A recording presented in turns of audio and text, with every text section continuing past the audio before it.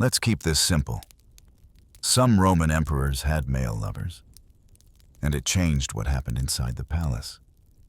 Nero lost his young wife, found a boy who looked like her, had him castrated, and married him. The court called the boy Sporus. People joked. The power stayed with Nero. Hadrian traveled with Antinous everywhere. When the youth drowned, Hadrian built temples, started a cult, and put his face on coins. Grief turned into policy. Later, Elagabalus treated the palace like a stage silk robes, a charioteer husband, and rules bent until the Senate snapped. Some favorites opened doors to money and offices. Enemies used rumors about sex to attack rivals. In Rome, love wasn't just private, it could move careers, start fights, and shift the mood of an empire. We're walking room-to-room banquets, bedchambers, and the paperwork that followed to see how it really worked behind the curtains. Comment the exact time you're watching Morning Scroll or Midnight Dive. If this straight-to-the-point history hits the spot, tap like so the story travels farther. You've probably heard the saying, all roads lead to Rome. But what most people forget is that those roads carried far more than armies, and traders, they carried secrets. Behind the marble facades of temples and triumphal arches, the empire's most powerful men whispered desires that could never be carved into stone. You stand in the dim corridor of a Roman palace. Torchlight trembles across frescoes of gods in eternal embrace, some suspiciously close to one another. It's quiet now, but if the walls could talk, they'd gossip like tavern maids after a feast. The Romans were practical about almost everything: roads, aqueducts, warfare, but when it came to love, especially between men, their attitudes were an intricate maze of pride, power, and pretense. You might think the empire that celebrated nude statues and wild Bacchic festivals would be open-minded. And in many ways, it was. Yet social rank decided everything. A Roman citizen could take male lovers, sure, but only if he was the dominant partner. To be the passive one, that was shameful, humiliating, unmanly. In Rome, pleasure was politics. Even in bed, hierarchy ruled. Walk through the bustling forum, and you'd see marble statues of gods like Apollo, Ganymede, or Hercules, all idealized male beauty. To a Roman eye, their sculpted bodies weren't just art. They were reminders that even the gods didn't follow mortal rules of desire. Jupiter himself carried off the young shepherd Ganymede to serve as his cupbearer, and, if we read between the mythic lines, perhaps something more. The story was carved onto cups, painted on walls, whispered in poems.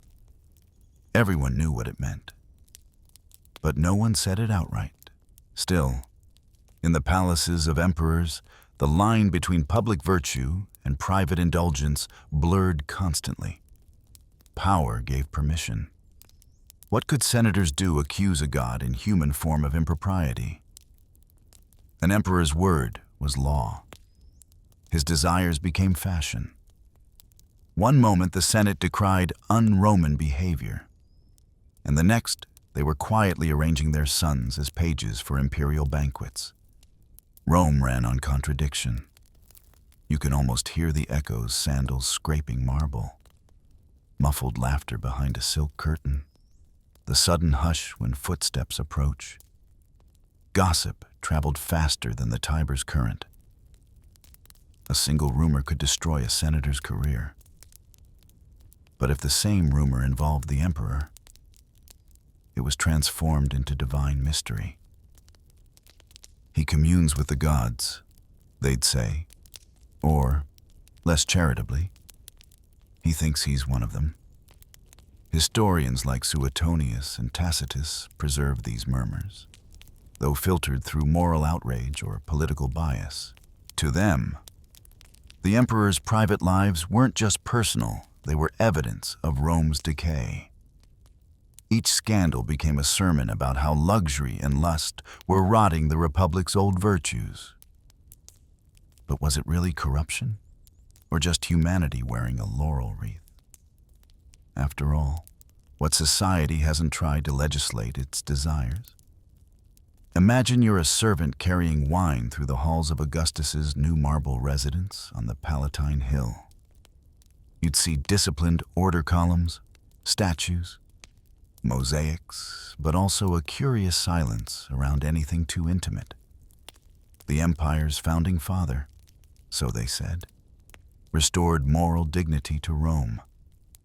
Yet even his household hummed with tension between appearance and truth. Behind closed doors, servants whispered about the private feasts of his peers, about young favorites favored perhaps too often. Rome's upper crust lived by double standards, so polished they reflected nothing at all. If you lived in the city then, you'd sense this undercurrent everywhere, in taverns. Sailors bragged about encounters in the port of Ostia. In bathhouses, soldiers traded stories of comradeship that blurred the line between friendship and something else. Love between men existed openly, commonly, but how it was judged depended entirely on who you were. To the elite, it was scandalous. To the common folk, it was just life. It's easy to imagine those same men sitting under the stars of a Roman night, cups of Falernian wine in hand, joking about the hypocrisy of their betters. They probably didn't use the word homosexual. That label wouldn't exist for another 2 millennia. But they knew what attraction was, what longing meant. And maybe, just maybe, they wondered if the gods themselves were laughing at the human fuss over it all. Power in Rome was theatrical, and every actor wore a mask. The emperors just had the biggest stage. When people gossiped about who shared their beds, it wasn't only about lust, it was about loyalty, control, the symbolism of who ruled and who submitted. That's what makes the stories ahead so fascinating. They're not just tales of passion, but mirrors reflecting Rome's deepest insecurities about power and masculinity. Because in the end, every emperor had 2 empires to govern, one of marble and soldiers, and another of flesh and secrecy. And sometimes, it was the second one that proved far harder to control. You step deeper into the Palatine Hill, where the air smells faintly of laurel and wet stone. The marble corridor narrows, and behind one of those carved doors begins the story of Augustus, Rome's first emperor, the man who decided what morality should look like for an entire civilization. But here's the twist. While Augustus polished his empire into a shining monument of virtue, his laws were less about purity and more about politics. Augustus, originally known as Octavian, understood that empires are built on image as much as on armies. After decades of civil war, Rome was exhausted. Its citizens needed something to believe in, something clean, orderly, disciplined. So Augustus painted himself as the savior who would restore Rome's moral backbone. He passed laws against adultery, promoted family values, and bragged that he had found the city in brick and left it in marble. Sounds familiar? Doesn't it? Like any modern leader, rebranding chaos as virtue. But Rome's moral revival had an awkward blind spot. It pretended that the passionate undercurrents of Roman life, its lust, its fluidity, its quiet same-sex relationships, had suddenly vanished under Augustus's halo. The emperor may not have publicly indulged in scandal, but he surrounded himself with men whose reputations were less squeaky clean. Poets like Ovid and Catullus teased the boundaries of propriety, writing verses that winked at love in every direction. Ovid even warned that passion was like wildfire, ban it, and it will only burn brighter. Augustus eventually exiled him for it. You can almost see the contradiction, Augustus sitting in the Senate, signing decrees about chastity, while his own family's dramas played out like an early Roman soap opera. His daughter, Julia, was famously spirited and independent, too much so for her father's image. She was accused of multiple affairs, including with men whose loyalty to the emperor was supposed to be absolute. Rumors even suggested she mocked his hypocrisy, saying that she took lovers only when her father was drunk on virtue. Augustus responded by exiling her. Family first, unless it's inconvenient. What Augustus truly feared wasn't sex itself, it was loss of control. Every whisper about immorality, every poet's joke, chipped away at his carefully crafted persona of divine discipline. In that sense, his moral reforms weren't about right and wrong, but about order and obedience. The real crime wasn't desire, it was independence. To love freely meant to think freely, and Augustus couldn't risk that. Rome's laws soon mirrored his anxiety.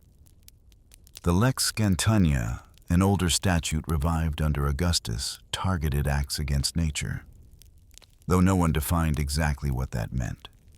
In practice, it became a political weapon. Enemies of the regime could be accused of moral corruption simply because it was impossible to prove or disprove. If you wanted to ruin a rival senator, you didn't need evidence of treason. You just needed a rumor about his bedroom. It's strange, isn't it? The same empire that worshipped gods with fluid identities like Venus, born of both male and female essence, now drew lines that even the gods would have crossed without hesitation. Augustus wanted Rome to believe that virtue could be legislated, that moral order could be measured like grain or marble. But beneath that surface, life went on as it always had, messy, human, beautifully inconsistent. Walk through a Roman bathhouse of the time, and you'd see the real Rome, not the marble propaganda. Senators soaking beside soldiers, merchants beside poets, everyone equal in steam and skin. That's where real connection happened, away from the eyes of statues and spies. The moral laws may have been carved in stone, but desire found its own paths, winding through every street, every whisper, every stolen glance. Even Augustus himself wasn't immune to suspicion. Enemies like Mark Antony accused him of trading favors for power in his youth, alleging that he had been used like a woman by older men during his rise. True or not, the accusation stuck because Romans feared not the act itself, but the role, to be the one submitting. To surrender even symbolically, that was political suicide. Antony's jab wasn't about sexuality. It was about dominance, the language of empire. Augustus, naturally, denied it all. But the rumors followed him like a shadow across marble floors. Perhaps that's why he doubled down on public virtue to drown out private whispers. You can almost imagine him late at night, pacing his villa, wondering how history would remember him as the savior of Roman morals, or as a man terrified of his own reflection. Because the truth about Augustus is this: he didn't invent Roman morality. He weaponized it. And in doing so, he set the tone for centuries of emperors who would struggle with the same contradiction to rule a world that worshipped beauty and passion, while pretending those same impulses didn't live inside them. The wind shifts as you step off the Palatine Hill and follow the scent of salt and pine toward the blue shimmer of the Tyrrhenian Sea. Ahead lies the island of Capri, floating like a dream or perhaps a scandal beneath the Roman sun. Here, the Emperor Tiberius retreated from Rome, and if gossip is to be believed, so did his sense of restraint. Even centuries later, his name is whispered with a mix of fascination and disgust. Tiberius was never the charming type, stoic, brooding, the kind of man who preferred silence over speeches. Imagine a CEO who hates publicity but runs the whole empire anyway. He didn't care to entertain senators or flatter crowds. Instead, he vanished to Capri around 27 AD, leaving Rome to its rumors, and those rumors, well, they became legend. Ancient writers like Suetonius painted the island as a paradise of excess baths overflowing with wine, villas crawling with attendants, secret grottos echoing with forbidden laughter. They claim Tiberius surrounded himself with minnows, beautiful boys trained to perform erotic games in his pools, while marble statues of gods stared in silent judgment. The gossip spread so far that even the people of Rome began to refer to Capri as the island of goatish pleasures. But pause for a second. How much of that was truth? And how much was propaganda? Suetonius wrote his accounts nearly a century later, long after Tiberius was gone. Historians know that every emperor's reputation was written by the victors of rumor. Tiberius had enemies, and those enemies were expert storytellers. Yet the image of the recluse emperor, indulging himself while Rome festered in corruption, was too irresistible to ignore. Still, the isolation of Capri says something deeper about him. Maybe it wasn't just vice that drew him here, it was exhaustion. Rome was a nest of vipers, senators plotting, soldiers scheming, citizens judging. On Capri, Tiberius built 12 villas, each one facing the sea as if to escape the human noise. He swam daily, read Greek philosophy, and consulted astrologers. To outsiders, he was a monster. To himself, perhaps just a tired old man who didn't want to play politics anymore. Yet even in exile, power followed him. Messengers came and went with scrolls sealed in red wax. Executions in Rome continued at his word. The Senate trembled at letters that began with his simple greeting, Tiberius Caesar to the Senate and people of Rome. And in the taverns, the people whispered that he had gone mad, that Capri's solitude had twisted his mind. They said he spoke to statues, that he held strange rituals by torchlight, that no mortal companion could satisfy him anymore. The idea of a ruler withdrawing from the capital was almost unthinkable. To Romans, visibility was proof of strength. Tiberius's retreat felt like betrayal, as if the father of the empire had abandoned his children. So his enemies filled the silence with scandal. Perhaps it was easier to believe that he'd turned into a hedonistic monster than to admit that the empire itself had driven him away. Standing on the cliffs of Villa Jovis today, you can still feel that eerie stillness. The ruins overlook the endless blue, where gulls circle lazily above the waves. It's beautiful, but lonely, the kind of beauty that whispers rather than sings. You can almost hear the ghosts of the past, carrying both accusation and pity. If you think about it, Tiberius's story feels oddly modern. Powerful men retreating into private compounds, surrounded by wealth, luxury, and rumor. It's a cycle history never breaks. The paparazzi of Rome weren't holding cameras, but styluses and parchment. And when they didn't have facts, they simply filled in the blanks. But there's something tragic beneath the gossip. Tiberius grew up under the shadow of Augustus, a man worshipped as a god. How could any successor live up to that? He was expected to embody virtue, lead armies, satisfy the Senate, and still remain spotless under public scrutiny. Maybe Capri wasn't an escape from temptation, it was an escape from expectation. Of course, the Romans didn't see it that way. When word of his eccentric lifestyle spread, the city buzzed with outrage disguised as entertainment. Political cartoons scratched onto tavern walls mocked the old goat of Capri. Satirists compared him to Pan, the half-man, half-goat god of lust. To the average Roman, the emperor's private life became a morality play, proof that even divine power could rot in isolation. And yet, if you peel back the layers of scandal, one thing stands out: Tiberius's loneliness. No wife, no trusted heir, no friends who dared speak freely. In his letters, he wrote of men's tongues sharper than swords and truth drowned by envy. He may have been guilty of cruelty, but also of being human in a world that allowed emperors everything except vulnerability.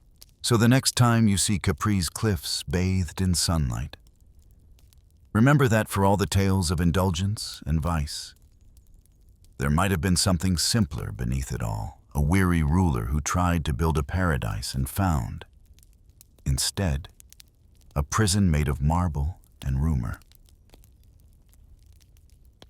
The marble steps grow colder as night falls. And from Capri's quiet isolation, you return to the chaos of Rome, where the next emperor doesn't hide his appetites at all. The air feels electric, unrestrained, as though the city itself is holding its breath. Then, with a smirk only history could invent, Caligula arrives. You've probably heard his name tossed around as shorthand for madness. But Caligula, born Gaius Julius Caesar Germanicus, wasn't born a monster. He was born a celebrity, the adored son of the heroic General Germanicus. He grew up surrounded by adoration, soldiers calling him Caligula, Little Boot, because he toddled around camp in miniature armor. Cute, right?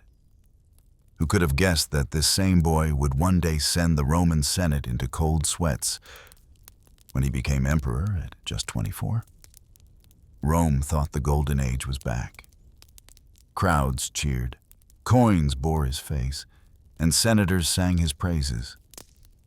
But soon, that charm cracked into something darker. Ancient historians, gleeful in their gossip, claimed Caligula turned into a walking scandal reel. He declared himself divine, mocked the Senate by ordering his horse to be made consul, and hosted dinner parties that blurred the line between theater and delirium. Now here's the hook that still shocks 2,000 years later. Caligula didn't just flaunt his power, he performed it, turning gender and sexuality into weapons of spectacle. He dressed in women's robes one night and armor the next, kissed men in public, and turned intimacy into a stage act of dominance. In Rome, where masculinity was measured by control, he was chaos incarnate. But was he truly insane or just refusing to play the game? Some historians argue Caligula understood Rome's hypocrisy too well. The same senators who preached virtue by day paid for forbidden pleasures by night. So Caligula gave them a mirror they couldn't bear to look into. He made a public show of everything they hid. His behavior wasn't random, it was rebellion in silk. Take his relationship with men like Marcus Lepidus and Valerius Asiaticus, rumored to be his lovers. Caligula didn't deny it.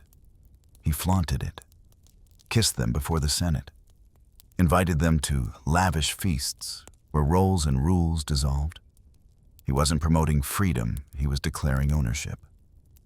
In Rome, love was often about power, and Caligula's power knew no boundaries. There's a famous anecdote about how he once walked into a temple, looked up at the statue of Jupiter, and laughed. "Either you come down here," he said, "or I'll move in up there." The crowd gasped. But that was Caligula's essence, part clown, part conqueror, fully aware that scandal could be its own form of rule. It's easy to label him as mad. But madness in ancient Rome was often a label for anyone who refused to conform.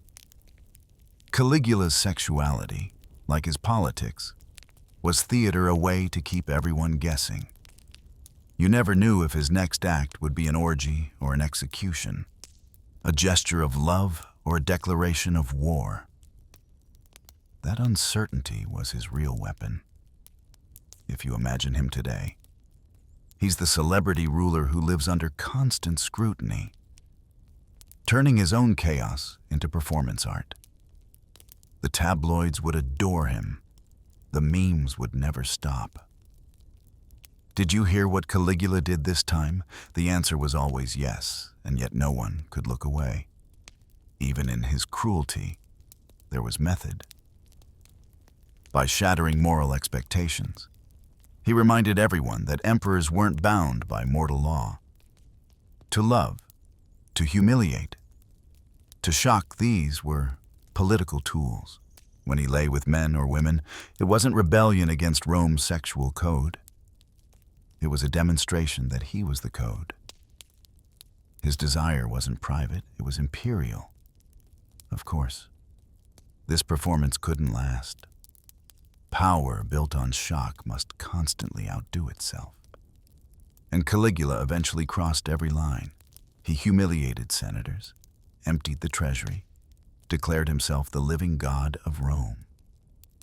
His assassins found him at 28, stabbed in a corridor still echoing with his laughter.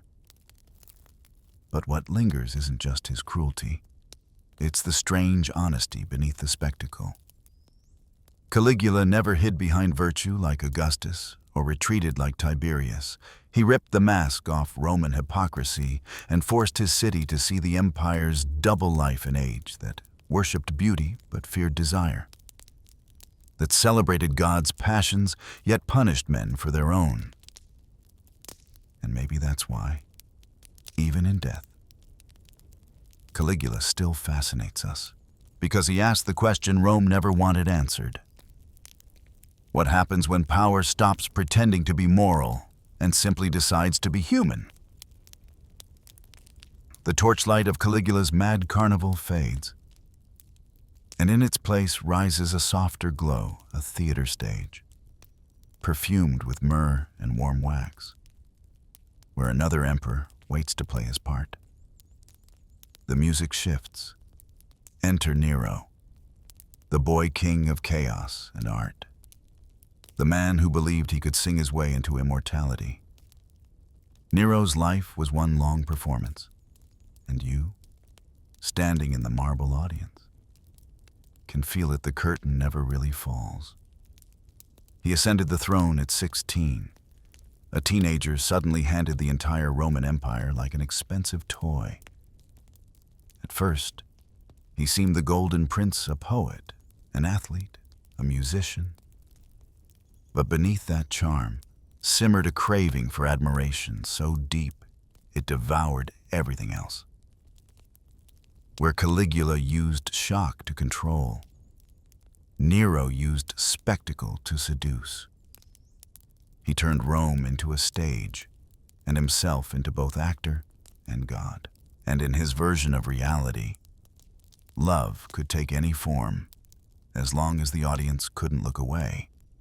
One night, Nero shocked the city by marrying Pythagoras, a freedman, a man.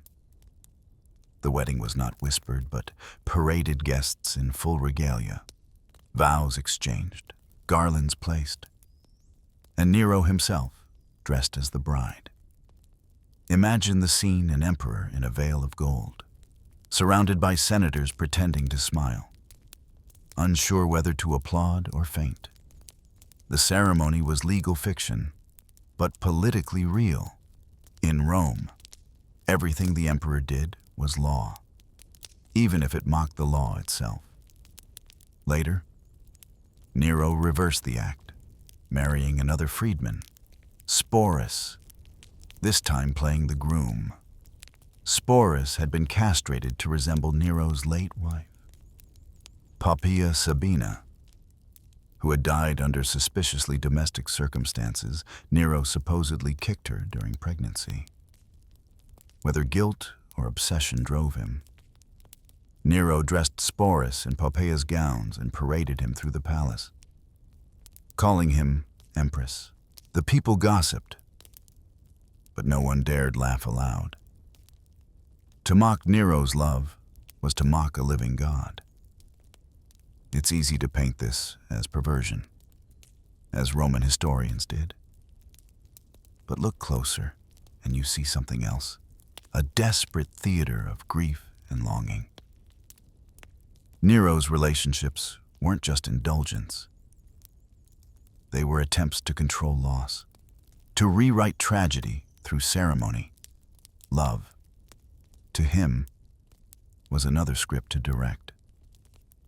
You walk the corridors of his Domus Aurea, the golden house, where ceilings gleamed with jewels and dinner tables rotated to mimic the heavens. Everything moved, shimmered, spun. It was a palace built not for living, but for being watched. Nero didn't just crave love, he demanded an audience for it. When he sang in public, yes. The emperor actually performed on stage. Nobles weren't allowed to leave until he finished, no matter how long he played. Some pretended to faint to escape. Others bribed servants to carry them out as if ill. But the people, they adored him. To the common crowd, Nero wasn't a tyrant, he was entertainment. The line between ruler and performer blurred until no one knew which was which. Even his infamous Fire of Rome has a kind of cruel poetry to it. As flames devoured the city in 64 AD, Nero supposedly sang from a tower, watching the skyline burn like a living canvas. Whether true or invented, the image fits him too well, the artist who loved the beauty of destruction. In matters of love, Nero's Rome lived by contradictions. The empire condemned male-male marriage in the theory, yet adored plays that celebrated it. Senators whispered disgust, while poets wrote verses of longing. Everyone performed decency. No one practiced it. Nero, at least, didn't pretend. His openness, however twisted, exposed Rome's hypocrisy. And what of Sporus, the so-called empress? He followed Nero faithfully until the emperor's final flight. When rebellion rose, Nero fled the capital with only a handful of companions, including Sporus, cornered by his enemies. Nero chose suicide, whispering his last line like an actor closing a play. "What an artist dies in me." He was 30. Sporus lived on briefly, taken in by rivals who mocked his role as Nero's bride. Eventually, he took his own life rather than perform that humiliation again. In a way, their story is the saddest love poem Rome ever wrote. Two people lost inside the theater of power, trapped between spectacle and sincerity. You can still stand on Palatine Hill and see where the Domus Aurea once glittered, its halls now buried beneath centuries of dust.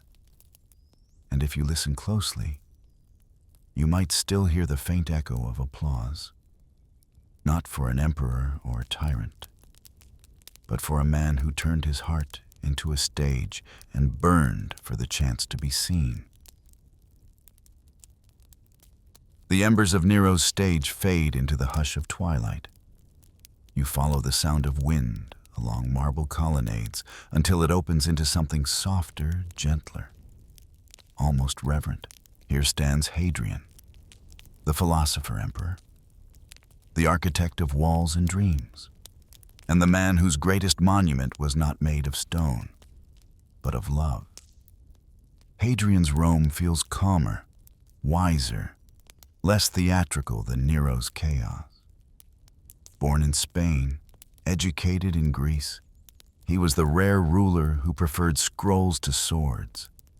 He traveled more than any emperor before him across Gaul, Egypt, Judea, even Britain, where his famous wall still stretches across the mist.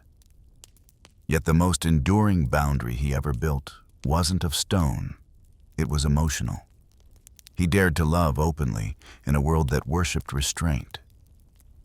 That love had a name, Antinous, a young Greek from Bithynia, quiet, graceful, with eyes that ancient poets compared to polished obsidian. Hadrian met him during one of his tours, and from that moment, the emperor, stoic, measured, often distant, was utterly transformed. Rome had seen emperors with lovers before, but never like this. Antinous wasn't a concubine or political pawn. He was companion, muse, almost equal. The two traveled side by side for years, from Athens to the Nile, from marble temples to wind-blown deserts, in a culture obsessed with status. Hadrian ignored every rule of hierarchy. He took Antinous to public ceremonies, shared meals with him, commissioned portraits that showed not dominance, but tenderness. In those sculptures, you don't see power, you see devotion. But love stories in history rarely end softly. In the year 130 AD, during a voyage along the Nile, Antinous drowned. The accounts differ, some say accident, others whisper sacrifice. Perhaps he threw himself into the water to fulfill an ancient prophecy promising eternal youth for his beloved. Whatever the truth, Hadrian's grief was volcanic. The emperor who could command armies fell apart like any other man. And from that grief, something extraordinary happened. Hadrian didn't bury Antinous, he immortalized him. He ordered a new city built at the site of his death, naming it Antinopolis. Statues of the young man appeared across the empire. Temples dedicated to his worship rose from Greece to Egypt. Priests recited prayers to him as a god. For the first time in Roman history, love between men was literally deified.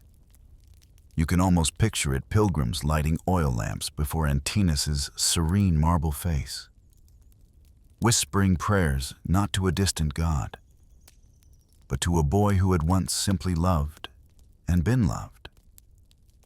Rome had turned passion into religion. Hadrian's actions scandalized the Senate. Of course, they muttered that grief had driven him mad, that he had insulted Jupiter himself. But the people, especially in the East, embraced Antinous as a divine figure. Artists carved his likeness more times than any mortal except Augustus. Even in death, Antinous became what every emperor craved to be immortal. You pause and realize how radical this was.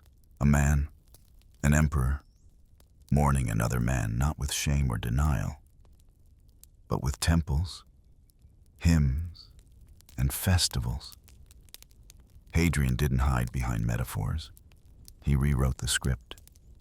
In a world that treated same-sex love as something whispered, he made it sacred. And yet, Hadrian's grief never faded. He spent his final years withdrawn, building, writing, remembering. His letters speak of a hollow in the heart, a wound that never closed. When he finally died in 138 AD, his ashes were placed in the grand mausoleum of Hadrian, now the Castel Sant'Angelo in Rome.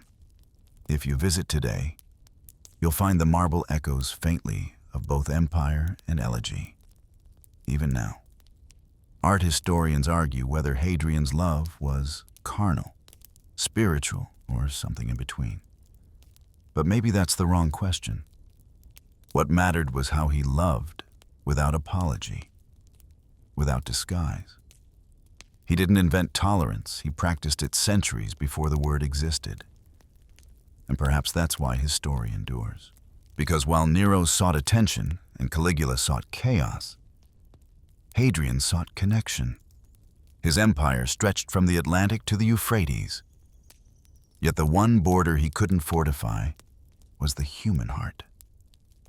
When you look at Antinous' statues, those calm, youthful faces scattered across the world, it's hard not to feel that the emperor succeeded in one thing. Above all, he built a love strong enough to outlive marble, gossip, and time itself. The marble temples of Hadrian's grief dissolve into the roar of an amphitheater. Sand sprays beneath your feet, and the smell of sweat, oil, and iron fills the air. The empire has changed hands again, and now its pulse beats faster, heavier, more primal. A door bursts open, and there he stands. Commodus, son of Marcus Aurelius, self-declared god of the arena. If power could wear a body like armor, it would look like Commodus. You can feel it instantly, the arrogance, the glow of youth, the way his muscles gleam beneath the torchlight. Rome had never seen an emperor quite like him. Most rulers tried to appear noble, intellectual, restrained. Commodus, he wanted applause. He didn't just reign, he performed his rule, raised under the shadow of his philosopher father. Commodus rejected everything Marcus Aurelius stood for: discipline, humility, duty. He preferred mirrors to books, glory to governance. Yet beneath the arrogance lurked a strange vulnerability. He was obsessed with proving himself, both on the battlefield and, rumor claimed, in bed. For Commodus, the empire wasn't a territory, it was a stage on which he constantly auditioned for adoration. He fought as a gladiator, scandalizing Rome's elite. Imagine a modern president moonlighting as a cage fighter for cheers. It's almost that absurd. Clad in lion skins and bronze, Commodus strutted into the Colosseum, slaying opponents who rarely dared to fight back. Each victory fed his vanity and his legend. He renamed Rome after himself, Colonia Commodiana, and declared that he was Hercules reborn. He even commissioned statues of himself, cradling the club and lion pelt of the demigod.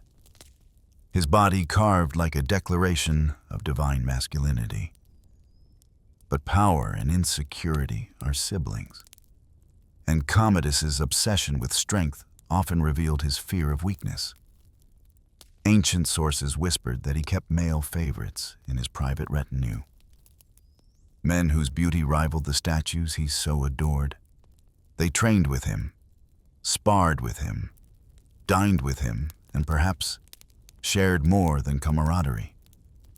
To Commodus, intimacy was another form of conquest. The body was his empire, and he wanted to rule every inch of it. Unlike Hadrian, who loved with tenderness, Commodus loved with dominance.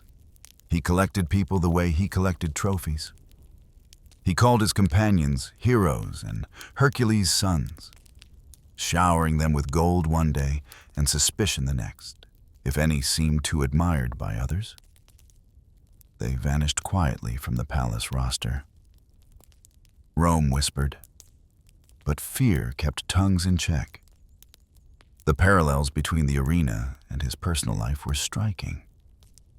Every match was theater, every relationship a test of loyalty. He craved adoration, but trusted no one to give it freely. It's the paradox of tyrants. They demand love, yet punish honesty. You can almost see him, standing by torchlight, staring at his reflection on a polished shield, asking the same question every ruler eventually does. Do they love me, or just my power? Even his partnerships with women reflected that same duality. He kept multiple concubines, but elevated one woman, Marcia, to near equal status. She was intelligent, politically astute, and unafraid to challenge him at dangerous combinations in a court ruled by paranoia. Some sources claim she was aware of his male favorites and tolerated them, knowing his desires were as unpredictable as his temper. To the public, Commodus was Rome's embodiment of virility. To his inner circle, he was a man unraveling under the weight of his own mythology. Late in his reign, he began referring to himself as a living god, issuing coins stamped with the words Hercules Romanus exuperatorius Hercules, the conqueror of Rome. It was more than vanity. It was desperation to be seen as more than mortal. The Senate, of course, loathed him. They couldn't forgive the sight of an emperor wrestling half-naked in the arena, let alone his indulgences behind palace doors. Yet, ironically, the people adored him. He was their entertainer, their champion, their living spectacle. When he strode into the Colosseum, they cheered not because they loved Commodus the man, but because he let them forget themselves. His death was theatrical, too. After years of erratic rule, a conspiracy formed Marcia, his lover, among the plotters. One evening in 192 AD, she slipped poison into his wine. When that failed, a wrestler named Narcissus strangled him in his bath. Fitting, isn't it? The god who played at being Hercules died at the hands of another athlete. But even after death, Commodus lingered in Rome's imagination as both icon and warning. To the moralists, he was the embodiment of decay. To the commoners, the emperor who brought the gods down to earth. And maybe that's what makes him unforgettable. His unapologetic hunger for admiration, his refusal to separate the body from the divine. Because if Hadrian made love sacred, Commodus made it spectacle. His empire was carved not in stone, but in sinew and sweat. And though history condemned him, it also couldn't look away. From the bloody roar of the Colosseum, the empire's mood swings again away from muscle and might into perfume and silk. The torches flicker, the drums fade, and in their place rises the faint, exotic scent of incense.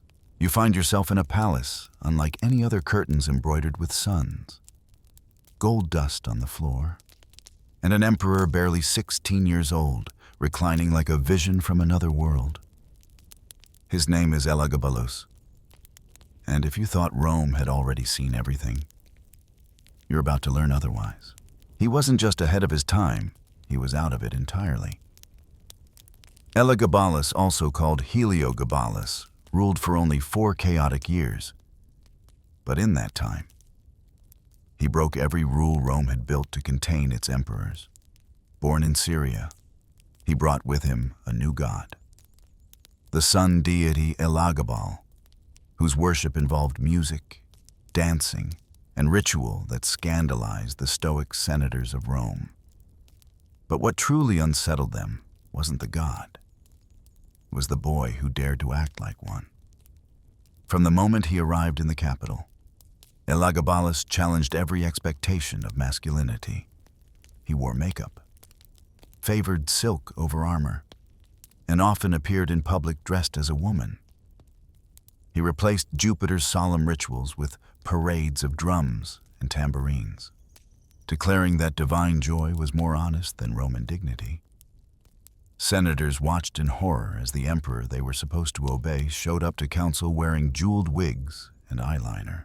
But perhaps the most daring act of his reign was his relationship with his body itself. Ancient accounts, especially those by Cassius Dio, describe how Elagabalus sought to transition physically, offering great sums of gold to any physician who could give him what nature had denied.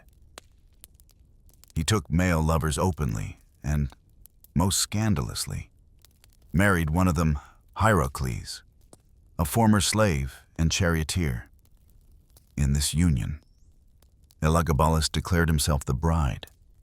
Imagine it Rome, the empire of rigid hierarchies and iron virtues, watching its emperor stand at the altar as the veiled partner. To the Senate, it was an outrage. To the people, a bewildering spectacle. But to Elagabalus, perhaps it was liberation. In a world where every role was prescribed by birth, he claimed the right to choose his own. He even issued decrees reflecting this fluid worldview. He elevated his sun god above Jupiter, proclaiming that all faiths were merely reflections of one divine light. He hosted grand feasts where guests sat beneath revolving ceilings that rained petals and perfume.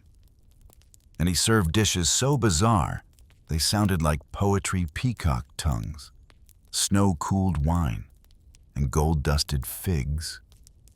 It was a kingdom of extremes, both decadent and defiant.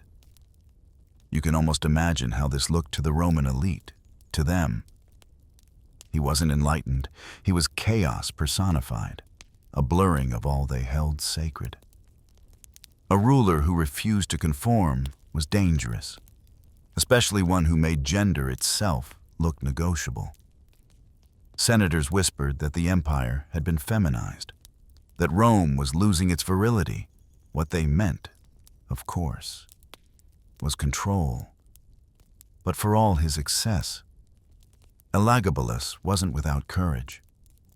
Think of the audacity it took for a teenager, surrounded by generals and old men in togas, to say, "I am not what you want me to be." His life reads like a manifesto written centuries too early a demand to exist on one's own terms, in defiance of every expectation. And yet, as history so often reminds us, rebellion rarely ends gently. His grandmother, Julia Maesa, the political genius who had helped him rise to power, began to fear that his flamboyance endangered their dynasty. The army's patience wore thin. Elagabalus's temple rites, his gender expression, his lovers, all of it became too much for Rome's fragile pride. In 222 AD, after another festival of the sun, soldiers stormed the palace. Elagabalus and his mother were cornered. He was just 18. The boy who wanted to be both emperor and empress, both god and mortal, was struck down by the men sworn to protect him. His body was dragged through the streets and thrown into the Tiber, a cruel end for someone who had dared to live unashamed. And yet, like Antinous before him, he refused to disappear entirely. In the centuries since, Elagabalus has become both villain and icon, a warning in one age, a symbol of courage in another. His story survives not because Rome approved of him, but because it couldn't forget him. If Hadrian's love humanized power, Elagabalus's life humanized transformation. He showed that even an emperor could struggle to fit into the skin history demanded. And maybe, as you stand beneath those imagined golden ceilings, petals still drifting from the heavens, you realize something quietly profound. The empire that called itself eternal was terrified of change. But change, like the sun, always finds its way through the clouds. The petals of Elagabalus's feasts scatter into dust as centuries turn. The empire hardens, its laughter fading into sermons. You walk through a city that feels different now, quieter, heavier, as though someone has pulled a black veil over Rome's old flamboyance.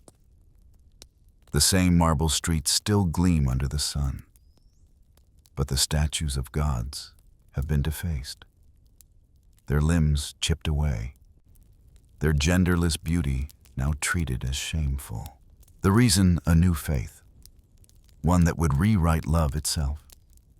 When Christianity took root in the empire, it didn't just change Rome's gods, it changed its laws, its language, its understanding of the body.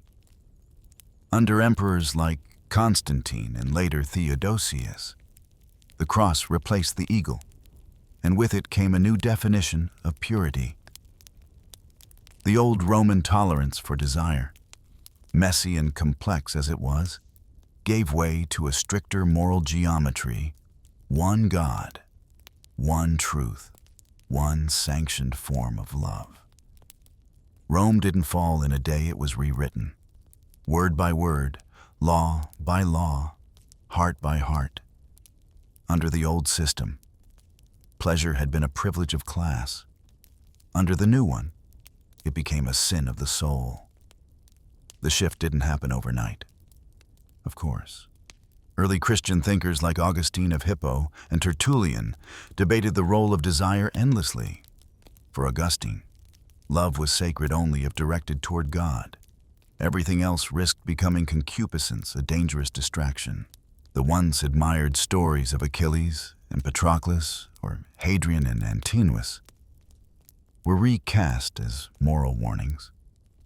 In 342 AD, under Constantius II and Constans, the empire officially criminalized same-sex relations. What had once been whispered gossip now became prosecutable sin. Punishments were brutal exile, mutilation, even death. Overnight, centuries of fluidity were buried under parchment and decree. The same society that had once painted naked gods on its walls now covered them with plaster. And yet, the hypocrisy persisted. The courts were still full of eunuchs, courtiers, and attendants whose intimacy with their masters was an open secret. The church may have condemned desire, but Rome's palaces still pulsed with it. In private chambers, whispers survived where sermons ruled in public. You could outlaw a body, but not its memory. The poets tried to adapt. Some cloaked affection in allegory, turning brotherly love into a code. Others fled eastward, where the old gods still lingered in temple ruins. By the 5th century, when Theodosius II reinforced Christian law, same-sex acts were officially declared against nature, the ultimate irony in a culture that had once built its entire mythology around gods who loved beyond gender. You walk through what remains of the baths of Caracalla. The steam is gone, the marble cold. Once, laughter echoed here, soldiers, scholars, lovers sharing the same pools. Now the air feels sterile. The empire has learned to blush. You can almost hear the faint echo of sandals, the ghosts of men who once felt no need to hide. But even as Christian Rome grew ashamed of its past, it couldn't erase it entirely. The art refused to forget. Painters kept the forms, sculptors kept the curves, and somewhere in the back rooms of villas, people still lit candles before statues of Antinous. They called him not a god, but a symbol of beauty divine, a quiet rebellion against the new order. It's easy to think of this shift as progress, but in truth, it was an erasure disguised as enlightenment. The empire that had once celebrated 1,000 shades of love began painting in black and white. And yet, the tension between those two colors never quite settled. Even Christian emperors struggled. Constantine himself kept the young soldier Crispus close, so close that whispers began. When the boy fell out of favor, Constantine had him executed, then spent the rest of his life haunted by guilt. Historians still debate whether it was politics or passion that sealed the boy's fate. By the time the Western Empire collapsed in 476 AD, the old stories were buried under sermons, but not destroyed. In monasteries and libraries, monks copied ancient texts without always realizing the tenderness they preserved. The verses of Virgil, the dialogues of Plato, the poems of Catullus all carried within them echoes of the love Rome tried to forget.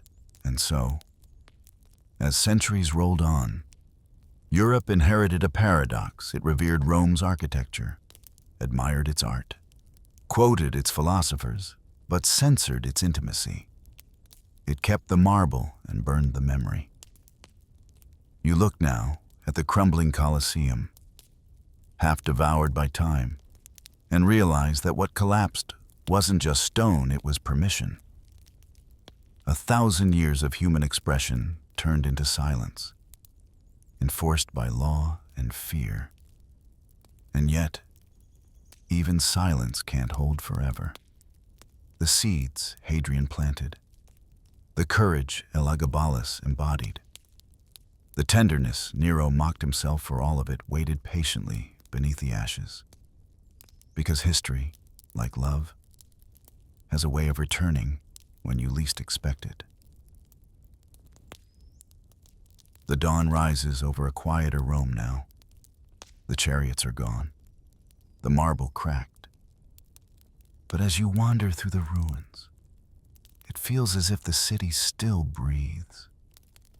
A pigeon flutters through the open forum, landing on the broken hand of a statue that once pointed toward the heavens.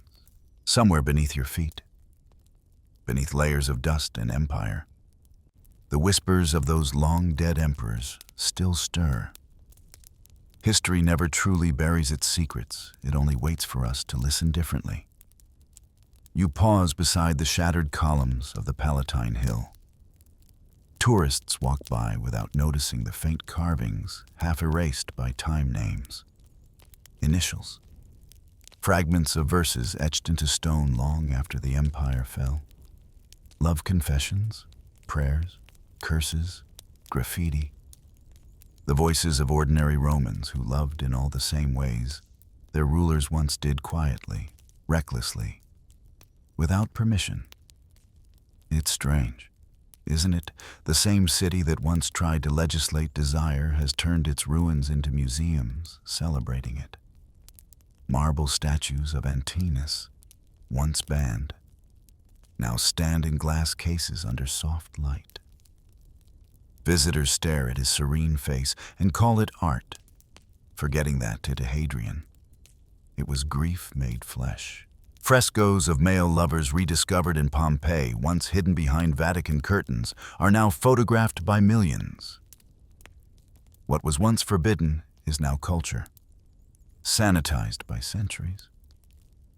Rome's sins have become its souvenirs. But if you listen closer, beneath the hum of traffic and tour guides, there's something gentler understanding. The stories of emperors once mocked for their love, Tiberius on his lonely island, Caligula with his defiance, Nero with his theatrics, Hadrian with his mourning, Elagabalus with his transformation all sound less like scandals now and more like mirrors. They remind you that the search for love, however messy, is as ancient as civilization itself. You step into the Pantheon, where sunlight still falls in a perfect circle through the oculus. The air smells of stone and incense. 2,000 years ago, emperors stood here offering sacrifices to Jupiter. Today, visitors stand in silence, phones raised, trying to capture the same light. Somewhere, Hadrian would probably smile at the irony his own masterpiece turned into a temple for tourists, yet still full of reverence. The more you walk, the more you realize that history isn't linear. It loops like the Tiber, winding through ages, sometimes disappearing underground, only to resurface when the world is ready. The loves Rome tried to suppress have flowed quietly through the centuries, reappearing in Renaissance art, in whispered poetry, in every movement that demanded the right to exist. You find yourself in the ruins of the baths of Caracalla again, the same place that once shimmered with steam and laughter. Now, it's open sky and birdsong. The mosaic floors, chipped but stubborn, still show the outlines of dolphins, vines, and mythic figures. Once, senators and soldiers bathed here together, their lives crossing in ways law could never fully regulate. Now, couples stroll hand in hand across the same stones. Centuries of judgment finally softened into peace. It makes you wonder, what would those emperors think if they could see this world, a place where the loves they had to hide or flaunt in defiance are finally spoken of without fear? Augustus might frown. Of course, Caligula would grin. Nero would probably demand a Netflix biopic. Hadrian, I suspect, would simply close his eyes and whisper, "At last." You sit on a fallen column, feeling the late sun warm the stone. The noise of the modern city hums beyond the ruins' motorbikes, laughter, bells. The world has changed, but the questions remain the same. What does it mean to love honestly, to live without fear of judgment, to build something that outlasts both scandal and stone history rarely offers neat endings? Rome rose and fell more than once, and so did its understanding of love. But the truth that survived, buried under marble and morality, is beautifully simple. Even emperors, with all their power, longed for the same thing everyone else does: to be seen, understood, and remembered without shame. As dusk settles over the Forum, the last rays of sunlight catch on the fragments of statues, turning broken marble gold. You stand there for a long moment, listening to the silence. Somewhere in that quiet, you can almost hear a voice, soft, amused, eternal, whispering through time. We were here, we loved, and we never truly left. As night fades over the Palatine Hill, the whispers of emperors dissolve into the hum of servants preparing for dawn. Bronze doors creak open, incense burns, and sandals echo across marble halls. Yet beyond those golden walls, another story waits the rhythm of daily life inside the Roman Imperial Palace, where power breathed, plotted, and pretended to be peace. You wake before the first bird dares to sing. The air inside the Palatine Hill Palace is thick with the scent of olive oil lamps, their faint smoke curling up towards ceilings painted with gods who never sleep. The marble beneath your feet is cold enough to remind you that even emperors live inside stone. Somewhere in the distance, the Tiber River sighs, a soft, restless sound that never leaves Rome entirely quiet. The day begins here long before the city stirs. A slave moves past, silent as a shadow, adjusting a bronze mirror so the emperor will see himself in perfect morning light. Another kneels to polish the mosaic tiles depicting Neptune and his horses. Each tile smaller than your fingernail, you could almost pity them. Bent for hours before breakfast, If they didn't move with the precision of people who understand survival depends on invisibility. A rooster crows down in the Subura district. But the palace does not need such reminders. Inside these walls, time runs on human will, not nature.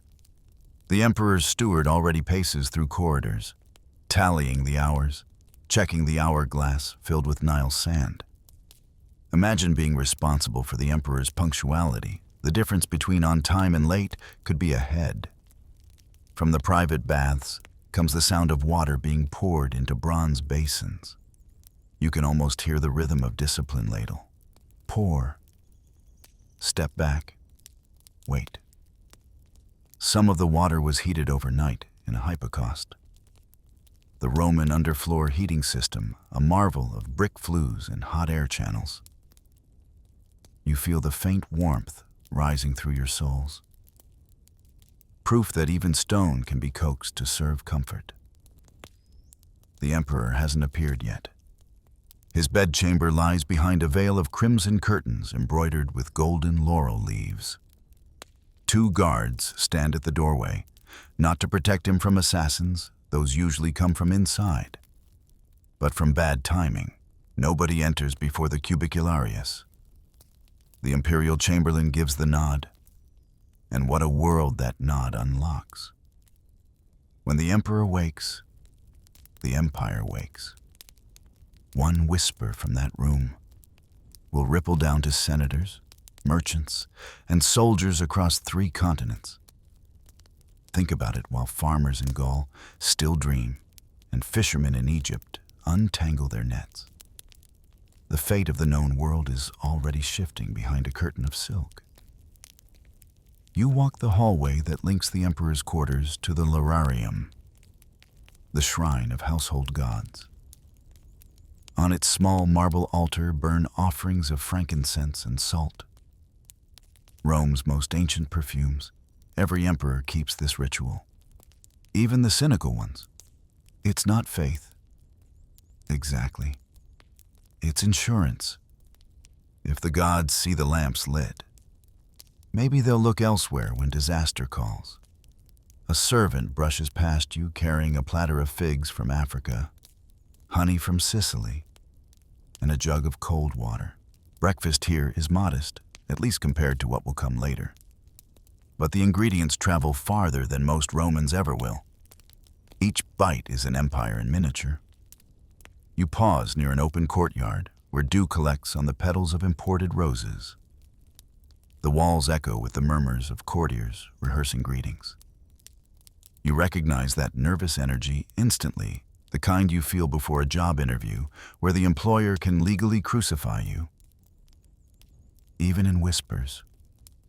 Flattery here sounds rehearsed, almost musical. Ave Caesar. May your reign be as eternal as the stars.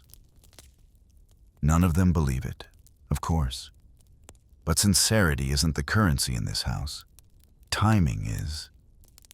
There's movement now from within the imperial chamber. The cubicularius adjusts the curtain, and the emperor steps into the faint blue light of dawn. No crown, no fanfare, just a man wrapped in a soft white tunic. Barefoot, hair slightly damp from sleep, and yet everyone around him straightens because they see more than a man. They see the state itself. He walks with that peculiar Roman calm, not arrogance exactly, but the serenity of someone who knows 10 legions exist purely to enforce his moods. His face, half lit by lamp glow, is unreadable. Is he thinking about taxes, war, or maybe just the weather over breakfast? You'll never know. That's the trick of imperial presence mystery mistaken for wisdom. When he passes, you catch the scent of cedar oil, the emperor's signature. It's mixed with a hint of smoke from last night's sacrifices, the smell of divinity and training. The corridor brightens as slaves lift the shutters to let in morning light, gilding every surface marble, bronze, gold leaf, even dust. From outside, a faint hum begins the city awakening. Market cries, clattering hooves, and somewhere, a hammer striking the first nail of the day.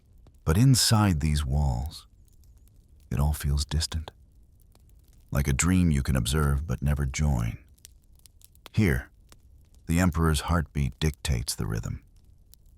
You glance once more through the colonnade toward the forum below. From up here, the temples look small. The people like insects crawling between marble pillars.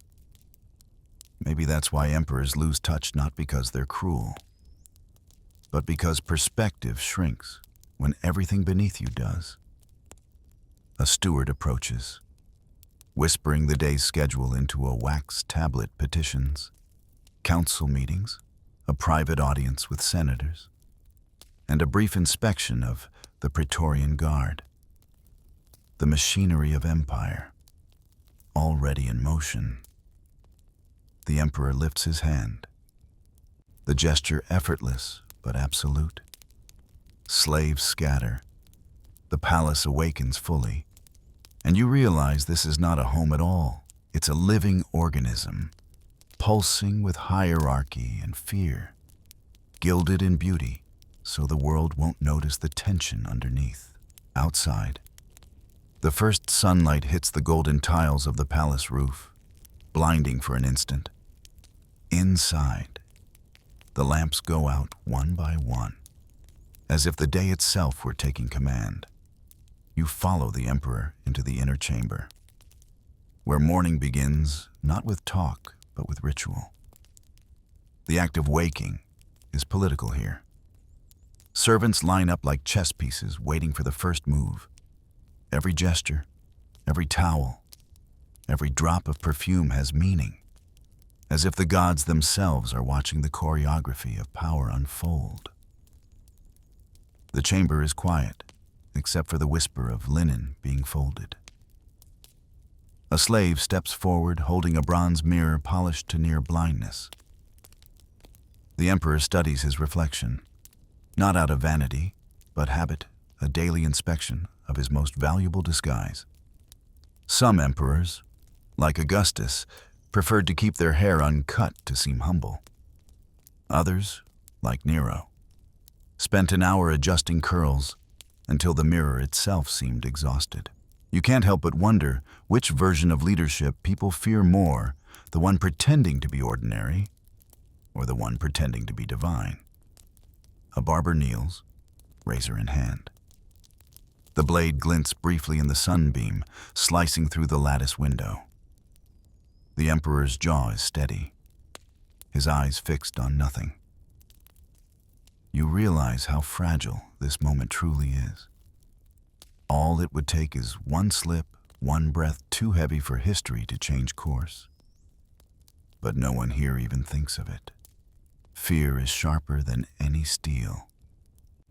When the shaving is done, another servant steps forward with oils from Arabia, fragrant with myrrh and cinnamon.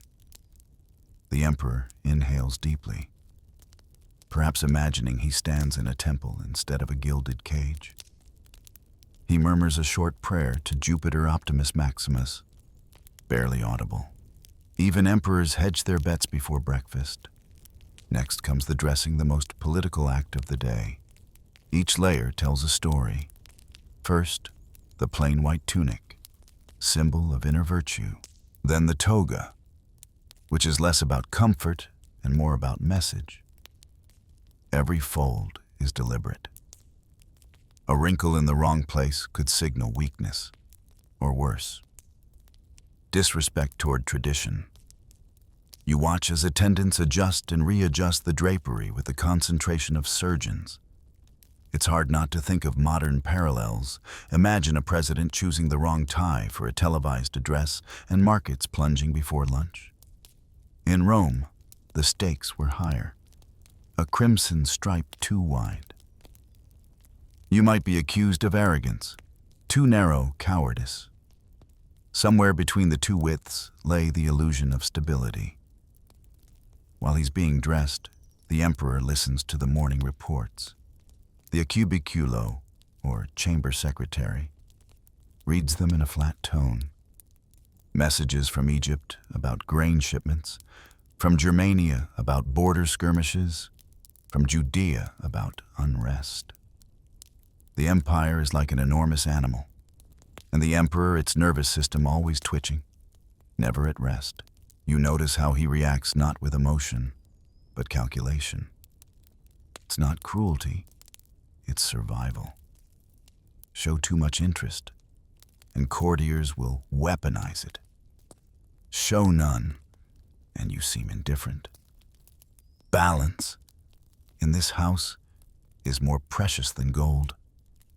A servant presents the patera, a small dish used for offering wine to the gods. The emperor tilts it slightly, letting a few drops spill onto the marble floor, a gesture so old it predates Rome itself. The wine glimmers red against the white stone like blood under sunlight. It's oddly beautiful, a reminder that ceremony is often just violence with better lighting. The emperor's chief physician enters, carrying a silver tray of figs, cheese, and barley bread. He watches the ruler eat as if diagnosing fate through appetite. If the emperor eats slowly, it means confidence. Quickly, anxiety. Some emperors, like Claudius, were known to eat until nausea, perhaps to fill the emptiness power couldn't touch. Today, the emperor eats just enough to suggest moderation. Everyone breathes easier. Once dressed and fed, he moves toward the atrium where the lares, the guardian spirits of the household, stand in small alcoves. The statues are no taller than your hand, but their presence feels enormous. The emperor lights a fresh lamp before them, whispering names of ancestors long dead, yet politically alive. It's clever, really. To claim divine lineage, you only need to keep your family ghosts well fed. A herald announces the arrival of the Concilium Principiis, the emperor's council. The morning calm dissolves instantly.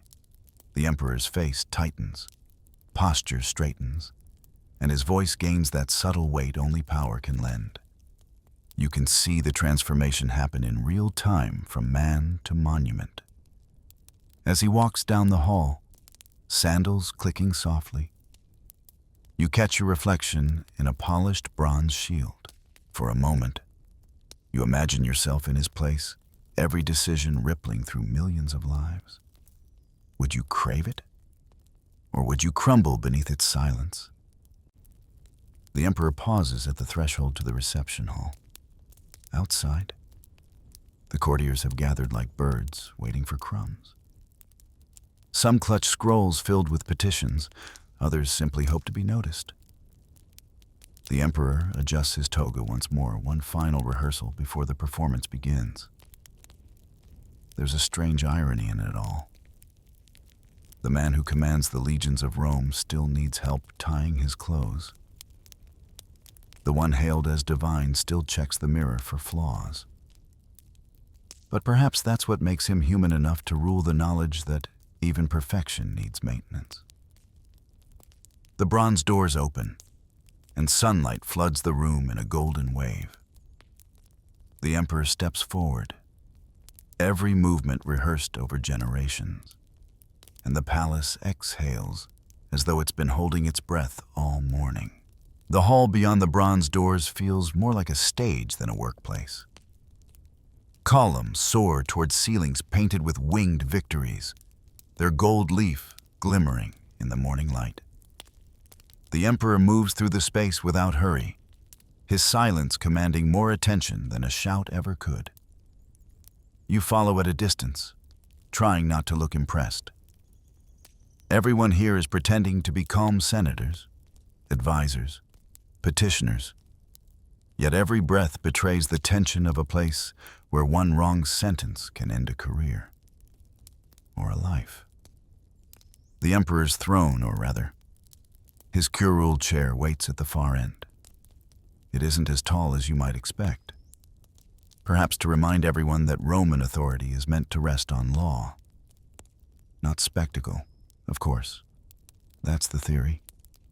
In practice, law here bends faster than molten bronze. He sits. Instantly, the court becomes choreography again. The Praetorian Guard shifts stance. Secretaries unroll scrolls. The Praefectus Annoni clears his throat to report on the city's grain supply. The first words of the day rise into the high ceiling, small and dry as dust. Famine risk minimal. You can almost feel the collective relief ripple across the room. Rome's stomach, for now, is satisfied. A senator steps forward, knees creaking, voice trembling through a petition about provincial taxes. He bows too low, stays down too long. The emperor's eyes flick toward him, not cruelly, but coldly curious, the way a cat studies a toy. You realize that power here isn't loud. It's quiet and exhausting.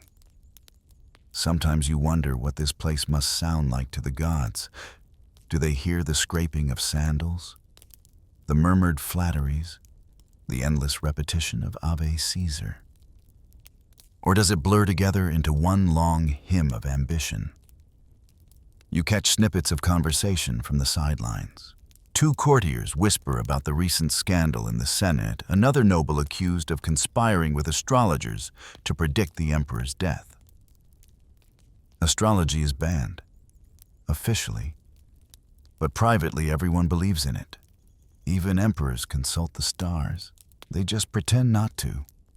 It's almost funny men who command armies still tremble before their horoscopes.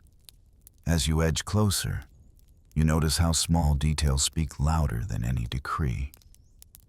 The way the emperor's right eyebrow lifts slightly when displeased. The faint tap of his sandal when bored. The pause before granting or denying a request. It's all theater, but a dangerous one, where the script changes without warning. Someone dares to mention the Praetorian prefect, the head of the emperor's personal guard, rumored to be amassing too much influence. The room holds its breath. The emperor doesn't respond immediately. He simply stares ahead, as if weighing whether to speak or let silence do the killing. At last, he smiles faintly. "Loyalty," he says, "is best proven quietly. That's all. The prefect's fate is sealed." You can almost hear the quill scratching his death warrant later that night. Behind the throne, painted panels depict triumphs of past rulers: Trajan, Hadrian, Marcus Aurelius. Their eyes seem to follow you wherever you move. It's unnerving, as if the marble itself remembers betrayal. Maybe that's why every emperor grows paranoid. History is literally staring at them. You walk along the side aisle, past scribes bent over wax tablets, recording every spoken word. It's bureaucratic poetry, the endless hum of governance turned into neat lines of Latin shorthand. They work fast, their styluses clicking like insects. These are the real witnesses of empire men who will never be quoted, but will preserve everything. From somewhere deeper in the corridor comes the echo of footsteps. Another message arrives: the trouble in the provinces. Another governor skimming taxes. Another legion demanding back pay. You'd think an empire this vast could run itself by now. But no. Rome's greatest weakness is also its pride. The belief that every decision must pass through one man. The emperor gestures for a map, and attendants unfurl a massive parchment across the marble floor. You see lines representing rivers, mountains, borders, all drawn in ochre and ink. To him, these aren't landscapes. They're ledgers of loyalty. He traces a finger along the Danube, murmuring something about fortifications. Then across the Nile Delta, where grain ships feed the capital, Every point on that map is someone's home, someone's fear, someone's dream. But here, it's just logistics. A sudden clatter interrupts the session. A slave drops a tray of documents, and the entire room freezes. You can feel the terror radiating from him like heat. The papers scatter, and he drops to his knees to collect them, trembling. The emperor doesn't move, doesn't speak. That's worse than anger.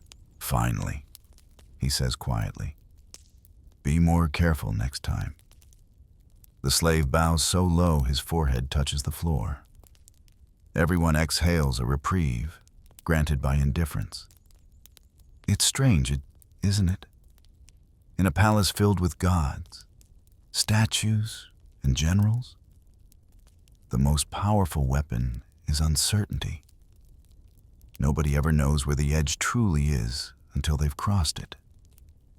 As the morning wears on, sunlight creeps higher through the clerestory windows, gilding the emperor's profile.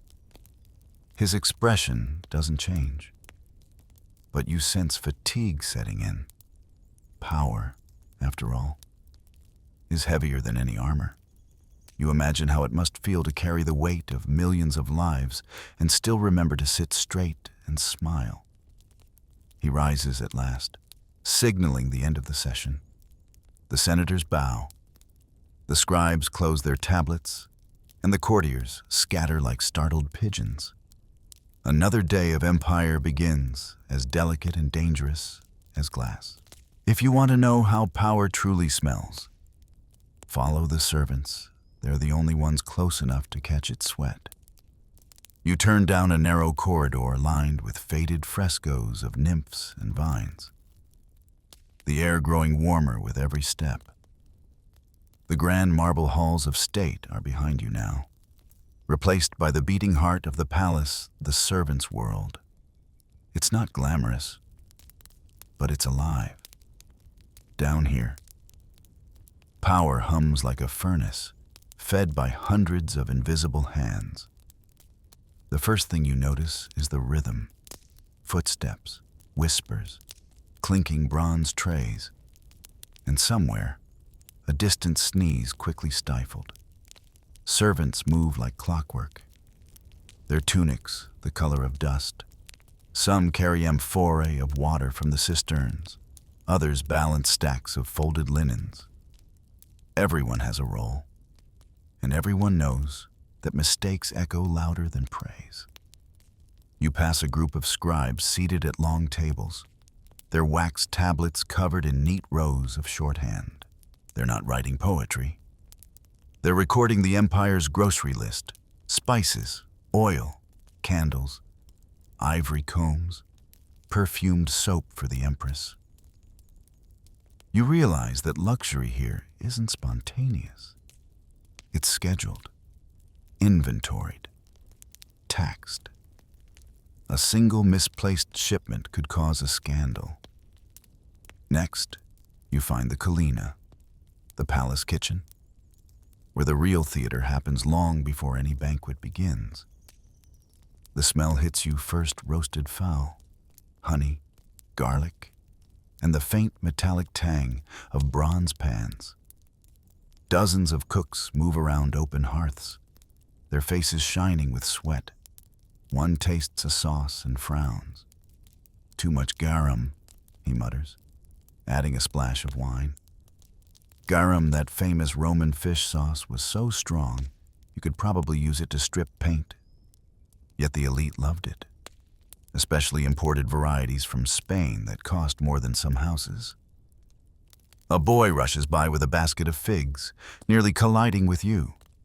His supervisor snaps at him in Greek. You remember that many palace slaves come from conquered lands: Gauls, Greeks, Egyptians, Syrians, all speaking a babel of tongues, but sharing one language: obedience. Rome's diversity looks impressive on maps, but here it sounds like exhaustion. Deeper in the corridors, you hear laughter from the laundry room, where women scrub the emperor's robes in vats of lye and urine. Yes, urine collected from public jars all over the city, taxed by Emperor Vespasian himself.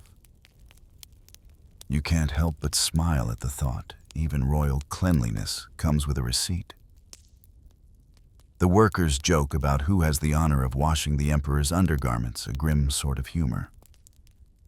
But it keeps them sane. A door opens to a dim chamber filled with bronze lamps and spare tiles. 2 eunuchs pass by, their faces expressionless. They oversee the inner quarters, the only men allowed near the empress and her ladies. Their presence makes you uneasy, not because of who they are, but what they represent, control distilled into human form.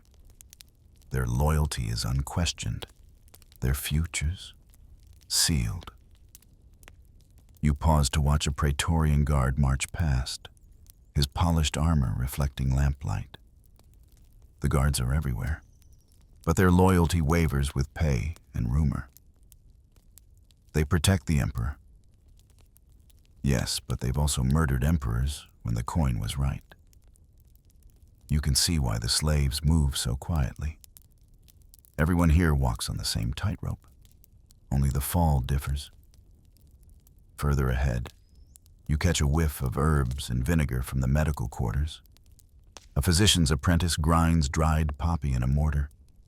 Painkillers, disinfectants, antidotes. The empire's health depends on imported plants and cautious experimentation. Romans knew enough to wash wounds with wine, but not enough to realize the lead pipes bringing their water were poisoning them.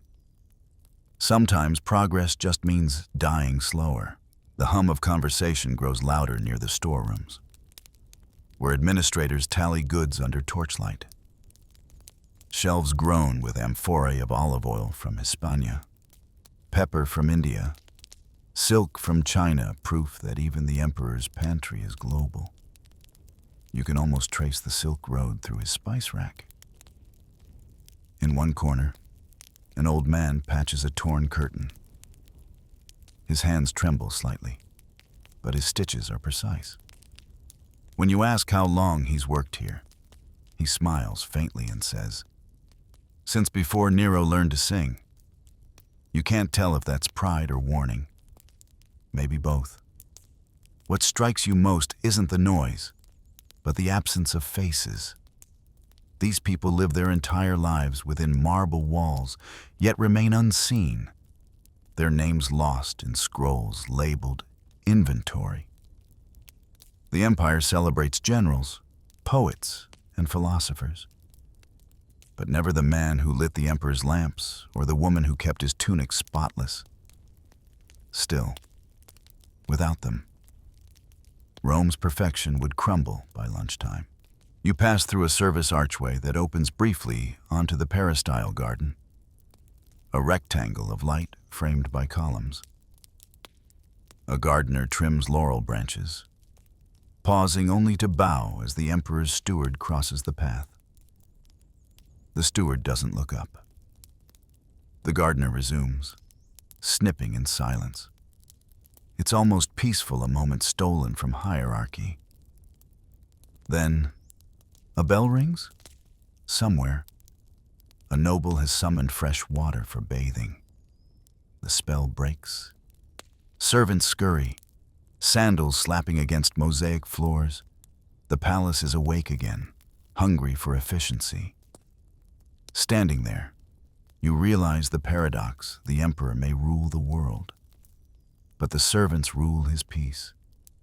If one slave falters, the illusion collapses. And if you think about it, that's as close as anyone here comes to equality, the power to ruin breakfast. You follow the scent of myrrh through a hallway where light filters softly through colored glass. The air grows cooler. Calmer, the emperor's wing gives way to hers. The empress's apartments are quieter than the rest of the palace. But it's not the silence of peace. It's the silence of watchful eyes. 2 handmaidens in silk tunics glide past, carrying bronze mirrors polished to a moon-like sheen. You catch your reflection ghostly and uncertain before they vanish through a curtained doorway. Beyond lies a world as powerful as any Senate chamber, though it hides behind perfume and laughter. Inside, the Empress sits before her mirror, her hair being coiled into intricate braids by two slaves who could probably tie knots faster than sailors. The style isn't for vanity, it's for politics. Hairstyles here carry messages like coded letters, loyalty, mourning, fertility, favor. Livia Drusilla, wife of Augustus, once wore her hair so severely that poets claimed she looked like virtue incarnate. Messalina, by contrast, preferred curls soft enough to spark scandal. Each strand was a statement. The Empress speaks little as her attendants adjust her jewelry pearls from the Persian Gulf. Emeralds from Egypt. A small cameo carved from sardonyx depicting Venus. Each gem has traveled farther than most Romans ever will, and each one whispers of conquest. Even beauty here is imperial propaganda. A slave enters with parchment invitations. The Empress glances at them, deciding which noble women will be admitted to her afternoon salon. Her decisions can raise or ruin reputations faster than any decree from her husband. After all, gossip here flows more efficiently than aqueducts. As she moves through her chamber, the air stirs the curtains, revealing frescoes of spring gardens, a gentle illusion to distract from the fact that she rarely leaves the palace without an armed escort. You can almost feel the contradiction pressing against her ribs, adored by thousands, trusted by none. A knock at the door interrupts the moment. The Empress gestures, and a lady-in-waiting ushers in a poet from Alexandria. He bows deeply, unrolling a scroll. "A hymn," he says, "to Her Majesty's grace." She nods, allowing him to read. His voice trembles as he begins a verse comparing her to dawn rising over the Tiber. The flattery is thick enough to spread on bread, but she smiles graciously, because in Rome, knowing how to receive praise is a skill of survival. While he recites, you notice a quiet conversation happening by the window. Two noble women whisper beneath the hum of poetry, exchanging quick glances toward the Empress. Their words are inaudible, but you know the tone's speculation. Alliances, small betrayals wrapped in silk. It's the same game played in the Forum, only with better lighting. When the reading ends, the Empress rewards the poet with a gold ring, not out of generosity, but calculation. He'll carry her name back into the salons of the city, where rumor and admiration often share a pillow. Influence spreads that way, soft, invisible, unstoppable. The Empress retires to her garden loggia, where cushions are arranged under vines. Her physician waits nearby with a vial of rose water. You remember that Roman women often used cosmetics made from lead and chalk. Beautiful but deadly. The Empress's glow, you suspect, owes more to discipline than vanity. She drinks barley water instead of wine, avoids heavy meats, and rises before dawn to pray at her personal shrine to Vesta. Still, you sense that loneliness haunts her. What is power when it demands isolation? She can't trust her maids they report to the cubicularius. She can't trust senators' wives they hunger for her place. Even her husband, wrapped in statecraft, is half stranger. The only beings who keep her secrets are the marble statues flanking her couch. One of her attendants, a young girl from Crete, fans her gently while reciting the day's news. The Emperor's audience went well. A shipment of silk arrived from the east. and a new law will limit women's public appearances at festivals. The Empress nods, saying only, "We'll see how long that lasts."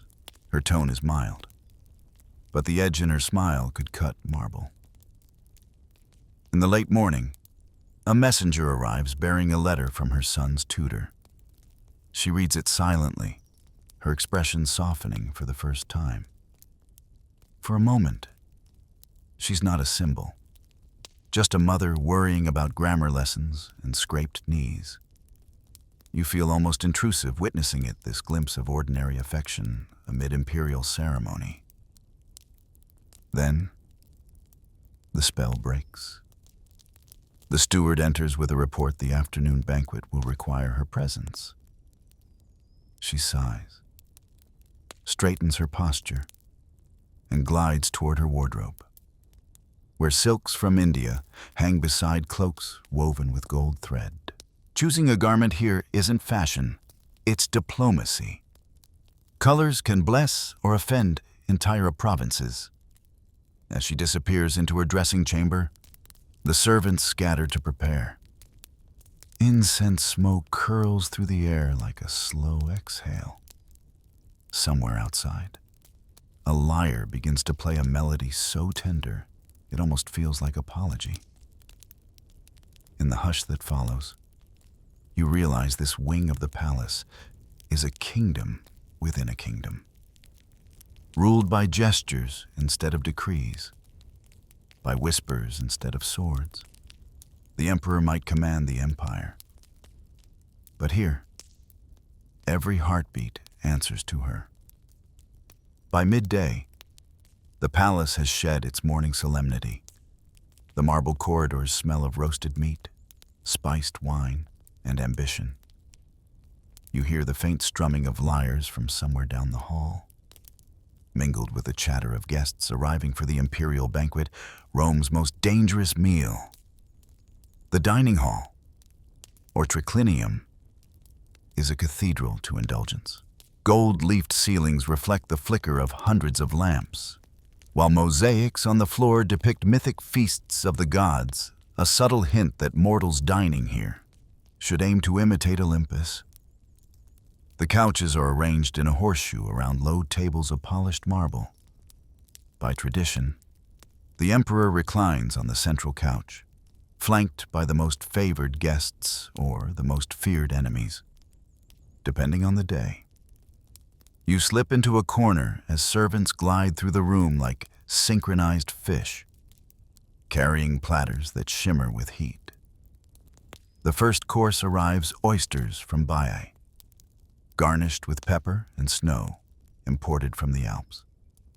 Yes, snow hauled down in insulated carts just to cool the emperor's drink. You wonder how many slaves froze for that luxury. The emperor gestures lightly, and the second wave begins, roasted dormice rolled in honey and poppy seeds, peacocks with feathers restored after cooking, and a pig stuffed with sausages so that, when carved, it appears to give birth. Guests laugh, pretending this is clever rather than grotesque. But that's the trick of Roman excess. It's artful, deliberate, and always one course away from madness. You spot senators reclining on silk cushions, trying to look relaxed while gauging the emperor's mood. Each compliment is weighed, each sip of wine timed. A single ill-chosen toast could end in exile. Still, they perform, as they always do, to the health of Caesar, whose wisdom lights the empire one calls. The emperor smiles faintly, raising his cup, and everyone else exhales in relief. Wine flows freely, watered just enough to keep tongues loose, but not rebellious. Roman wine isn't mild. It's syrupy, spiced, almost medicinal. The sweet taste masks a quiet tension beneath the laughter. Even the clinking of cups sounds careful. The musicians play in the corner flutes, lyres, and a soft drumbeat that mimics a heartbeat. Between songs, a Greek acrobat performs a handstand on a tray, balanced atop his head, earning polite applause. Entertainment here is never spontaneous. It's a distraction from how thin the line is between celebration and execution. Across the room, the Empress sits upright, her expression unreadable. She listens to a senator's wife recounting some dull story about imported perfumes. Yet her gaze drifts occasionally toward her husband. You can't tell if it's affection or vigilance. Perhaps both.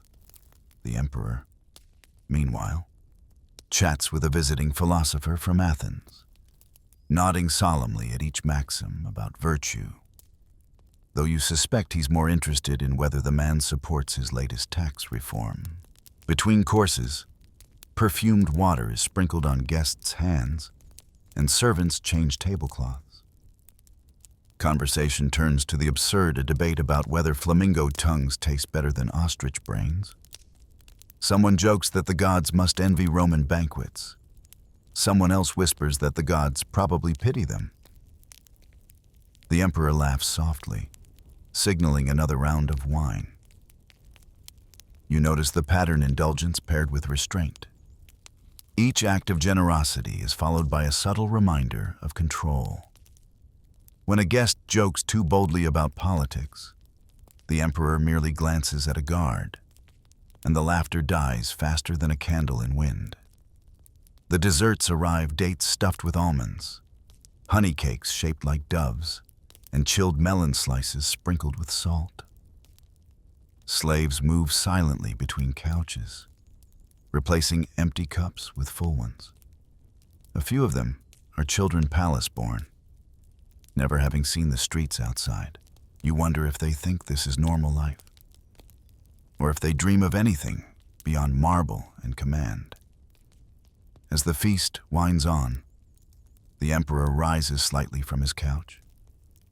"We Romans," he begins, "conquer through moderation."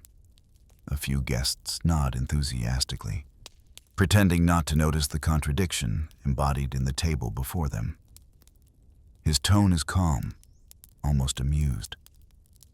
But the message is clear: this display of wealth isn't indulgence. It's proof of Rome's order. To control desire is power. To flaunt it safely divine. There's applause, a clinking of goblets. And then, as if on cue, a small troop of dancers enters. Their anklets chime softly as they move in circles, telling some mythic story through gesture. The Emperor watches, expression blank, perhaps already thinking of tomorrow's council. You realize that even amid decadence, duty never leaves his shadow. The banquet ends not with dessert, but with fatigue. Guests recline in pleasant stupor while musicians play softer tunes. A few whisper half-drunken praise, their smiles heavy with calculation. The Emperor retires first, leaving behind an atmosphere equal parts relief and regret. As you follow the fading echo of lyres through the corridor, the scent of roasted honey and spilled wine lingers.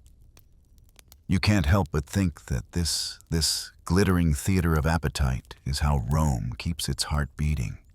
Excess as diplomacy, luxury as proof of control, and somewhere, deep below the marble floors, the kitchen slaves begin again washing dishes, scrubbing pots, preparing for tomorrow's show. The empire never really rests. It just digests. Power needs silence the way a garden needs shade. Both hide what grows underneath.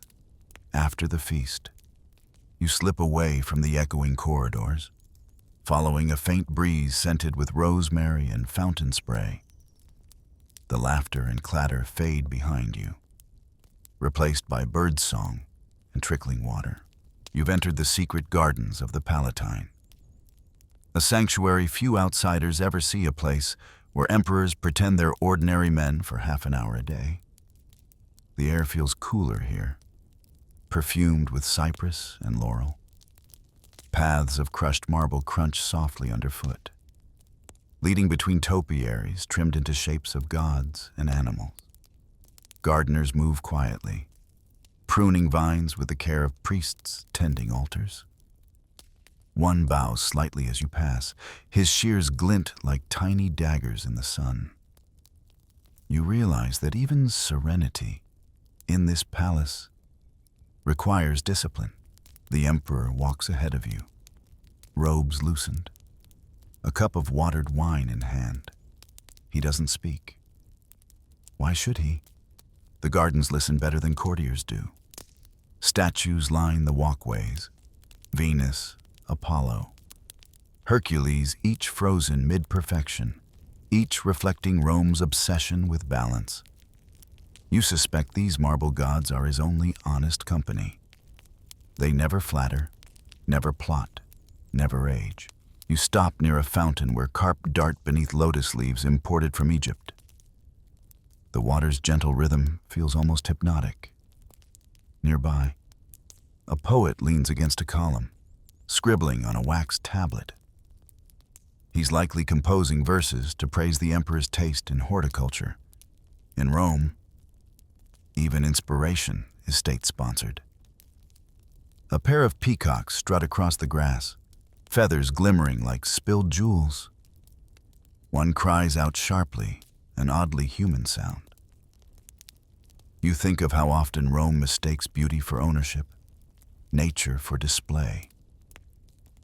The same empire that built aqueducts to bring life also drained lakes to stage naval battles for entertainment. Everything magnificent here carries the faint scent of control. You pause near a shaded pergola where a small group of women laugh softly.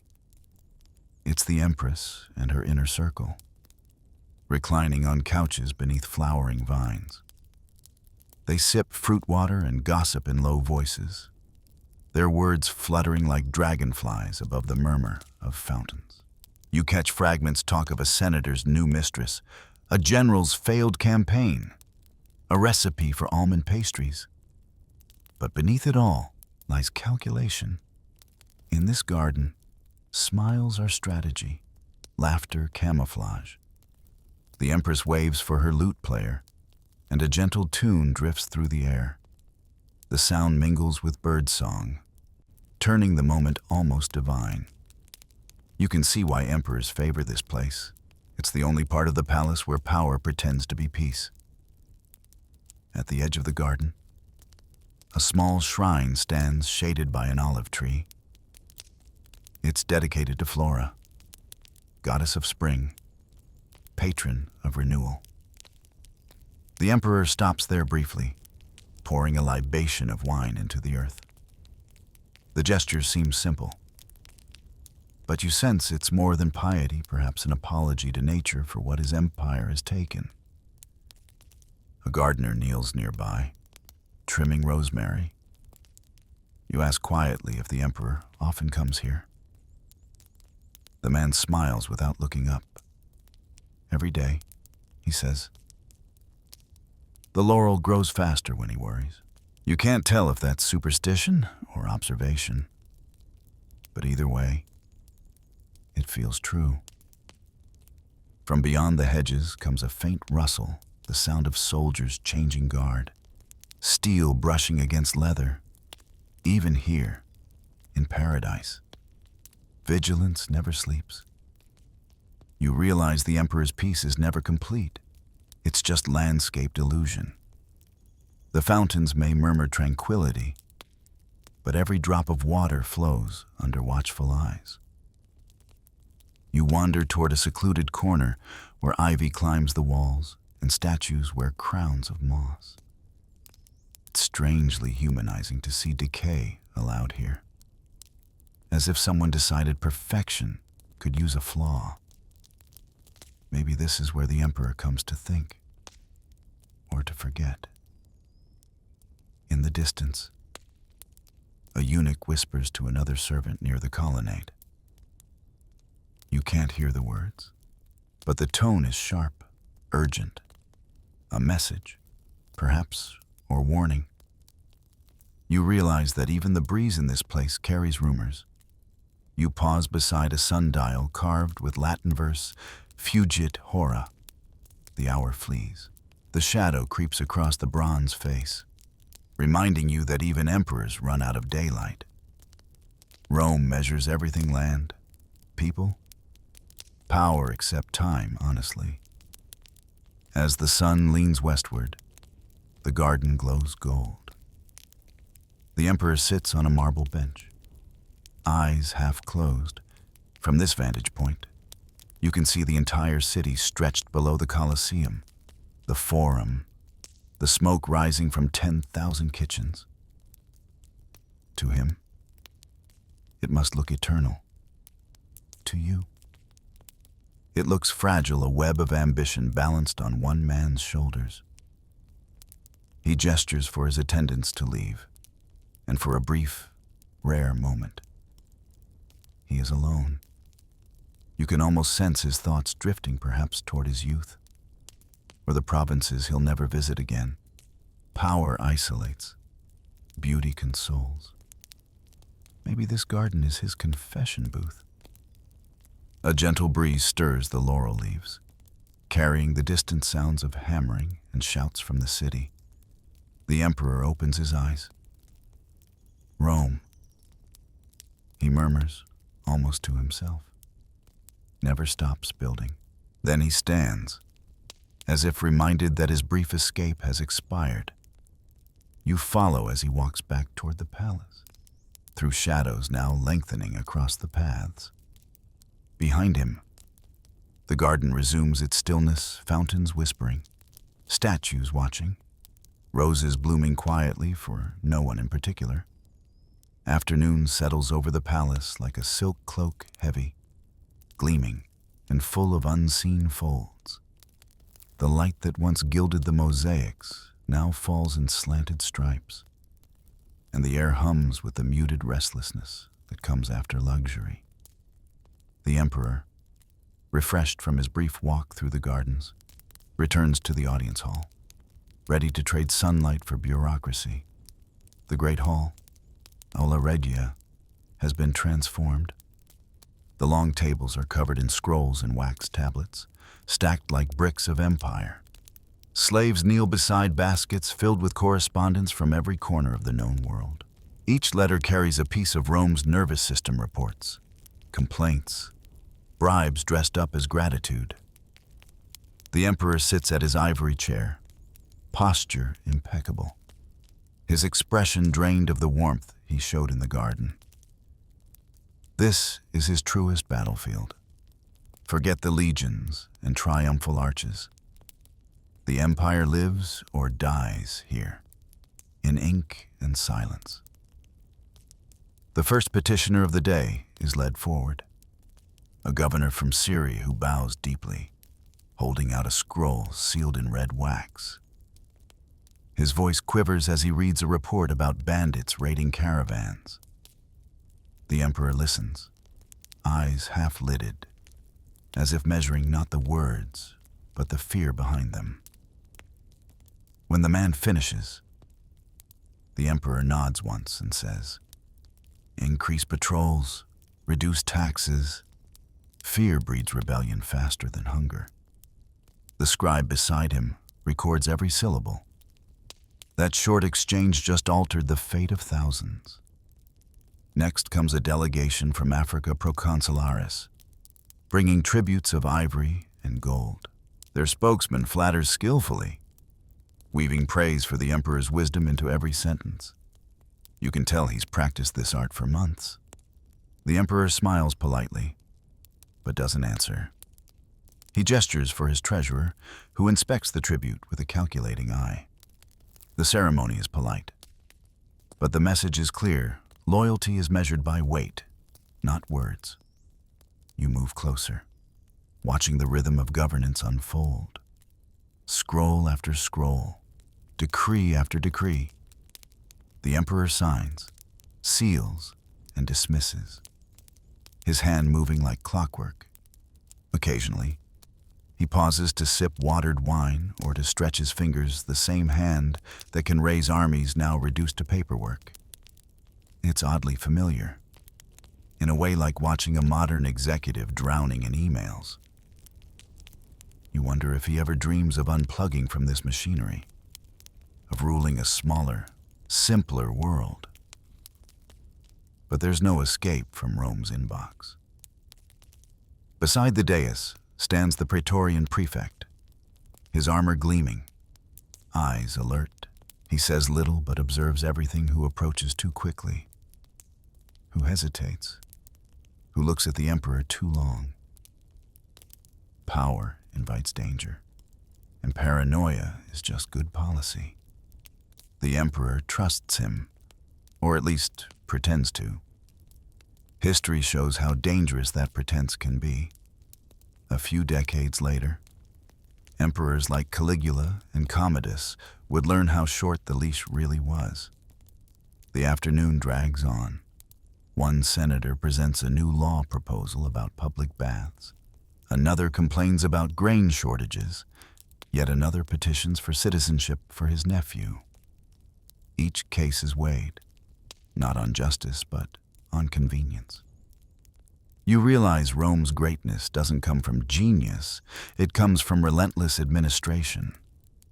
The empire runs not on glory, but on good paperwork. The emperor's secretary, an older Greek freedman named Tiberius Claudius Narcissus, reads through reports of construction on aqueducts and roads. His voice is steady, rhythmic, the sound of order. You can sense the emperor's focus narrowing. Every decision here feeds the illusion that Rome is eternal. In truth, it's just very well organized. A messenger enters, dusty from travel. He kneels, presenting a sealed scroll marked with the symbol of Legio 9 Hispana. The emperor breaks the seal, scans the parchment, and frowns. A rebellion in Britannia. The room stiffens. For a moment, even the air seems to wait. Then, calm as marble, he says, "Send word to Agricola. Tell him to remind them why Rome builds roads." The scribes scramble to record the order, ink blotting under their hands, outside the tall windows. The city blazes in afternoon brightness. You can see the roofs of the Forum, the distant shimmer of the Colosseum, the steady drift of smoke from bakeries. Rome looks eternal, but you know its heartbeat pulses right here, under this gilded ceiling. The emperor stretches, rolling his shoulders. "How many decrees left?" he asks. The secretary replies softly, 27, sire." The emperor sighs, not in irritation, but in resignation. Even absolute power has deadlines. The next petition comes from a widow whose estate was seized by corrupt officials. She kneels before the dais, trembling. The emperor listens carefully, his expression unreadable. After a pause, he orders restitution and dismissal of the guilty men. The woman weeps with gratitude. You can't help but admire the efficiency of his mercy. It costs him nothing, yet buys loyalty for life. Then, just as the final petition is read, the chamberlain appears and bows. The sun is setting. "Caesar, your bath awaits." The emperor closes his eyes briefly, as if savoring the sound of that word ending. He rises. The scribes stand. The governor bows. The praetorians step aside. The bureaucracy dissolves into motion again, each piece slotting neatly back into its routine. Another day's worth of empire sorted, stamped, and archived. You follow him out into the corridor where torches are being lit against the creeping dusk. The smell of parchment gives way to warm oil and steam. His footsteps echo softly on the marble, steady, unhurried. And as you watch the doors close behind him, You realize this, the quiet grind of governance. The signing of invisible wars and invisible mercies is Rome's real miracle.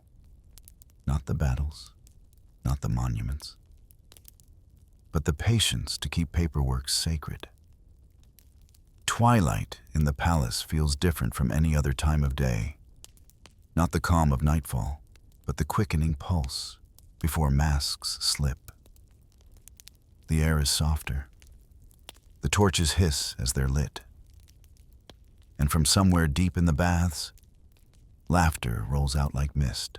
If morning belonged to duty and afternoon to paperwork, then evening belongs to indulgence. The emperor has changed from his formal toga into a light tunic, his hair damp from bathing. The scent of cedar and myrrh follows him as he walks toward the private courtyard where musicians are already tuning their lyres. Servants light rows of oil lamps, their flames trembling like anxious stars. You realize the palace after sunset is a different world, smaller, freer, a little too honest for daylight. The evening begins with music.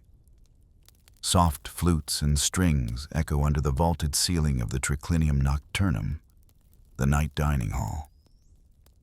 Guests drift in, not in strict order this time, but in a lazy, familiar rhythm. The emperor greets them without ceremony. He has shed the day's authority like an old skin. Now he is simply a man, surrounded by those daring enough to be near him off duty. A senator tells a story about a chariot race gone wrong, and the empress laughs the real kind, unguarded and quick. You can almost feel the relief ripple through the room. Even the most powerful people in the world crave permission to relax. Wine flows again. Though the tone is softer now, fewer speeches, more secrets. People sit closer, voices drop lower. Candles cast uneven light across mosaics, depicting myths of love and betrayal. The irony doesn't go unnoticed.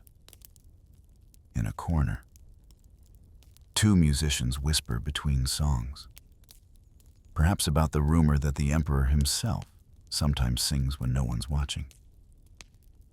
It wouldn't be surprising. Nero once performed publicly to prove art could be imperial, though his audience was too terrified not to applaud.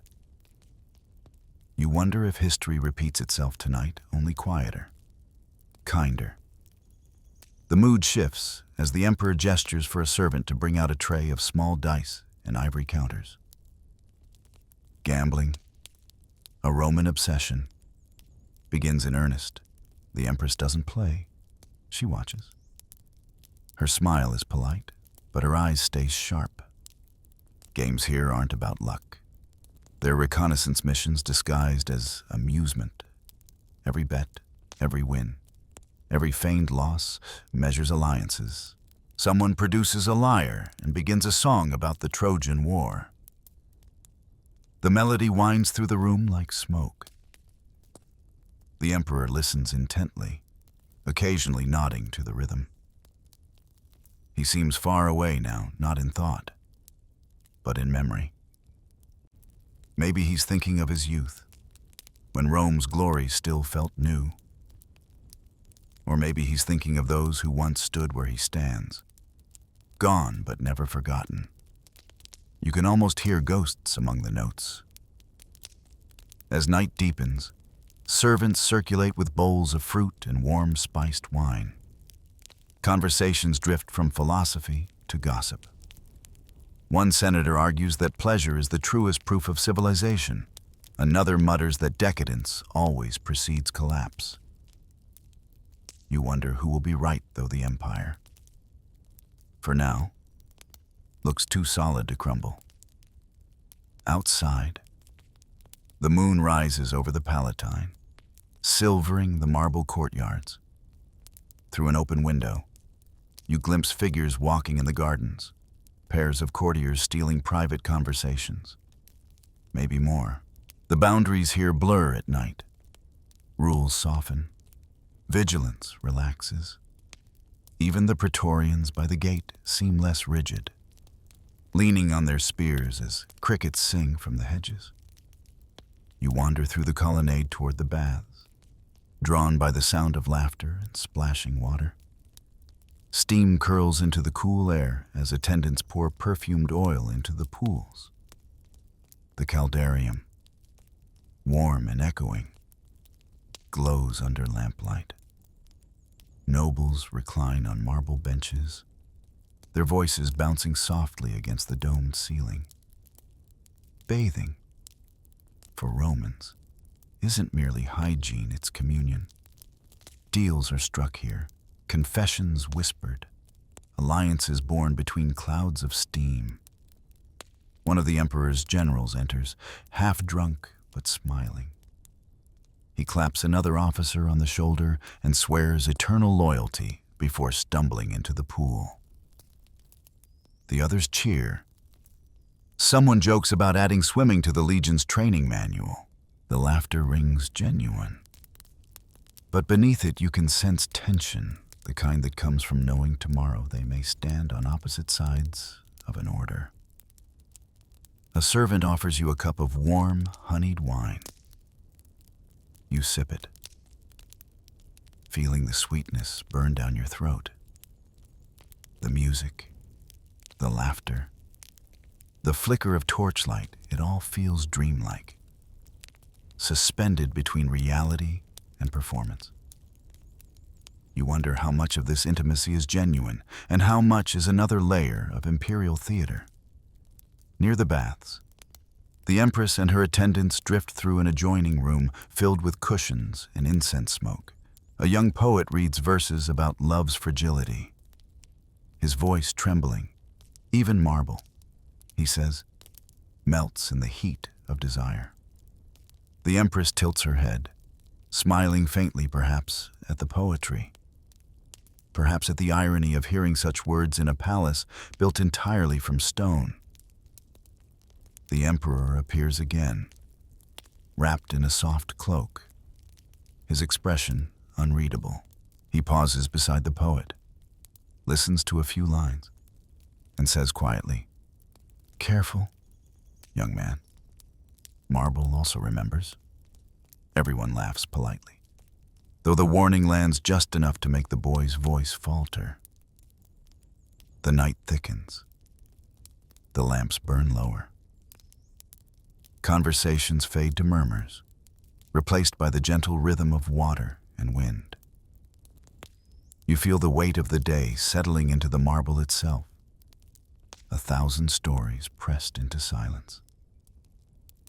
As the last of the guests depart, the servants move swiftly to clear the remnants, half-empty cups, scattered fruit, footprints on wet tiles. The Emperor lingers one moment longer, gazing out toward the moonlit city below. Rome, he whispers, sleeps, but never rests. And with that, he turns toward the private quarters, where the palace's heartbeat slows, though only for a little while. Because in this house of gods and ghosts, even dreams are political. When the palace finally sleeps, it doesn't go dark, it only changes its kind of light. The corridors after midnight feel almost alive. Oil lamps gutter softly in their niches, casting trembling halos that stretch across marble walls like ghostly fingers. Somewhere distant, a door shuts with a sigh. The Emperor's footsteps have faded. The courtiers have vanished into their chambers, and the Empire's heart beats slower, but it never stops. You walk through the quiet halls of the Domus Augustana, the imperial residence that crowns the Palatine Hill. The mosaics beneath your sandals gleam faintly, catching the lamplight like constellations trapped in stone. From a balcony, you glimpse Rome below a sprawl of rooftops and temples, their outlines silvered by the moon. Smoke from late-night bakers rises in lazy ribbons. The city looks peaceful from here. Though you know the alleys below tell a different story: gambling dens, wine shops, lovers' quarrels, soldiers whispering about politics.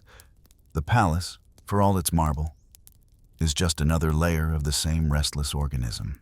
In the private quarters, attendants move like moths, soft-footed, cautious, tending to their final tasks.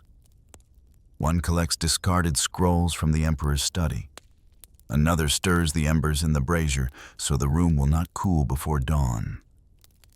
You pass a wall fresco of the household gods, their painted eyes half faded but still alert. They've seen every emperor rise and fall. Maybe that's why they look so tired. The emperor himself lies in his bedchamber now, on a couch draped with silk dyed in Tyrian purple. The room smells faintly of cedarwood and warm oil. At the foot of the bed sits a small bronze chest filled not with treasure, but letters, notes from generals, petitions from widows, poems from admirers. He keeps them near, as if to remind himself that power is both a gift and a burden he can never quite set down.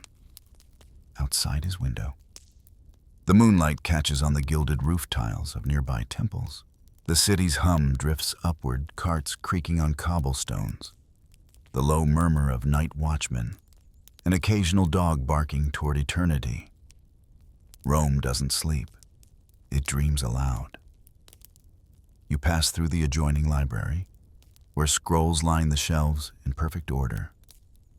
The air is heavy with dust and wisdom. Somewhere among these papyrus rolls lies the empire's memory tax ledgers, military logs, philosophy, recipes for perfumes. History here isn't grand. It's paperwork that survived the mice. A faint sound breaks the quiet footsteps on mosaic. A guard making his rounds. He nods as he passes, his face blank with duty. Imagine the stories he carries in silence, the secrets overheard, the scandals glimpsed, the emperors outlasting each other. A man could live a lifetime in this palace and never be known by name, yet still hold more truth than 100 senators. You move into the upper peristyle, the colonnaded courtyard open to the sky. The night air tastes faintly of rain. A fountain trickles nearby, its ripples catching the moonlight like threads of silver. Statues of gods and heroes watch in perfect stillness. But the real beauty lies in the quiet geometry order imposed on chaos. A human attempt to make eternity manageable. Somewhere beyond these walls, a courier gallops down the Appian Way with news that will reach the emperor by dawn. Maybe it's about a border skirmish in Dacia, or a revolt in Gaul, or a comet streaking over the eastern sky, the sort of omen Romans interpret as divine commentary. But for now, here in this moment, none of it exists. There's only marble, air, and the low whisper of running water. You pause beneath a statue of Augustus, the first emperor, his arm outstretched toward an invisible horizon. How many generations have passed since he dreamed this empire into being? His marble eyes see everything yet understand nothing of what came after the madness of Nero.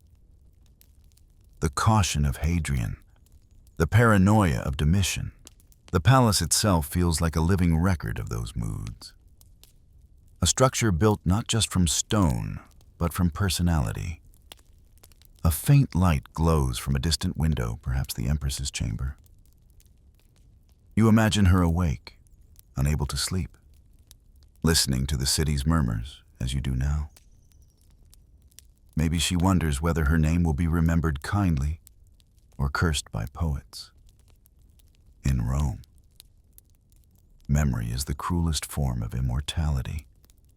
The torches flicker as a breeze moves through the corridor. Somewhere below, a dog barks again, short, sharp, ordinary. It's strangely comforting. a reminder that despite the marble grandeur, life outside these walls goes on. The baker kneads dough, the washerwoman scrubs tunics, the guard yawns on duty, and here, in the highest house of the empire, even the gods seem to nod with fatigue. You reach the balcony overlooking the forum. The temples gleam in moonlight, their columns pale as bone. Fires burn low in the watchtowers. The Tiber glints far below like a coiled serpent of silver. You lean on the cold railing and listen not for noise, but for the echo beneath it. The empire's heartbeat is faint now, a rhythm of order struggling against chaos. The emperor's physician passes behind you, carrying a tray of herbs. To help him sleep, he murmurs. You almost ask if it works, but then you realize, how could it? Who sleeps soundly knowing the world depends on their dreams? The wind shifts, carrying the scent of roses from the garden you visited earlier. Somewhere, water drips steadily into a basin. The sound is hypnotic, like the ticking of time itself. You close your eyes, letting it blend with the whisper of distant voices, slaves talking softly as they extinguish lamps, the faint strum of a lyre from a guard's post, the endless breathing of the city below. And for a heartbeat, it feels timeless. The palace, the emperor, the city, all caught in the same fragile moment, suspended between glory and decay. You can almost believe it will last forever. But the hour flees, as the sundial in the garden warned.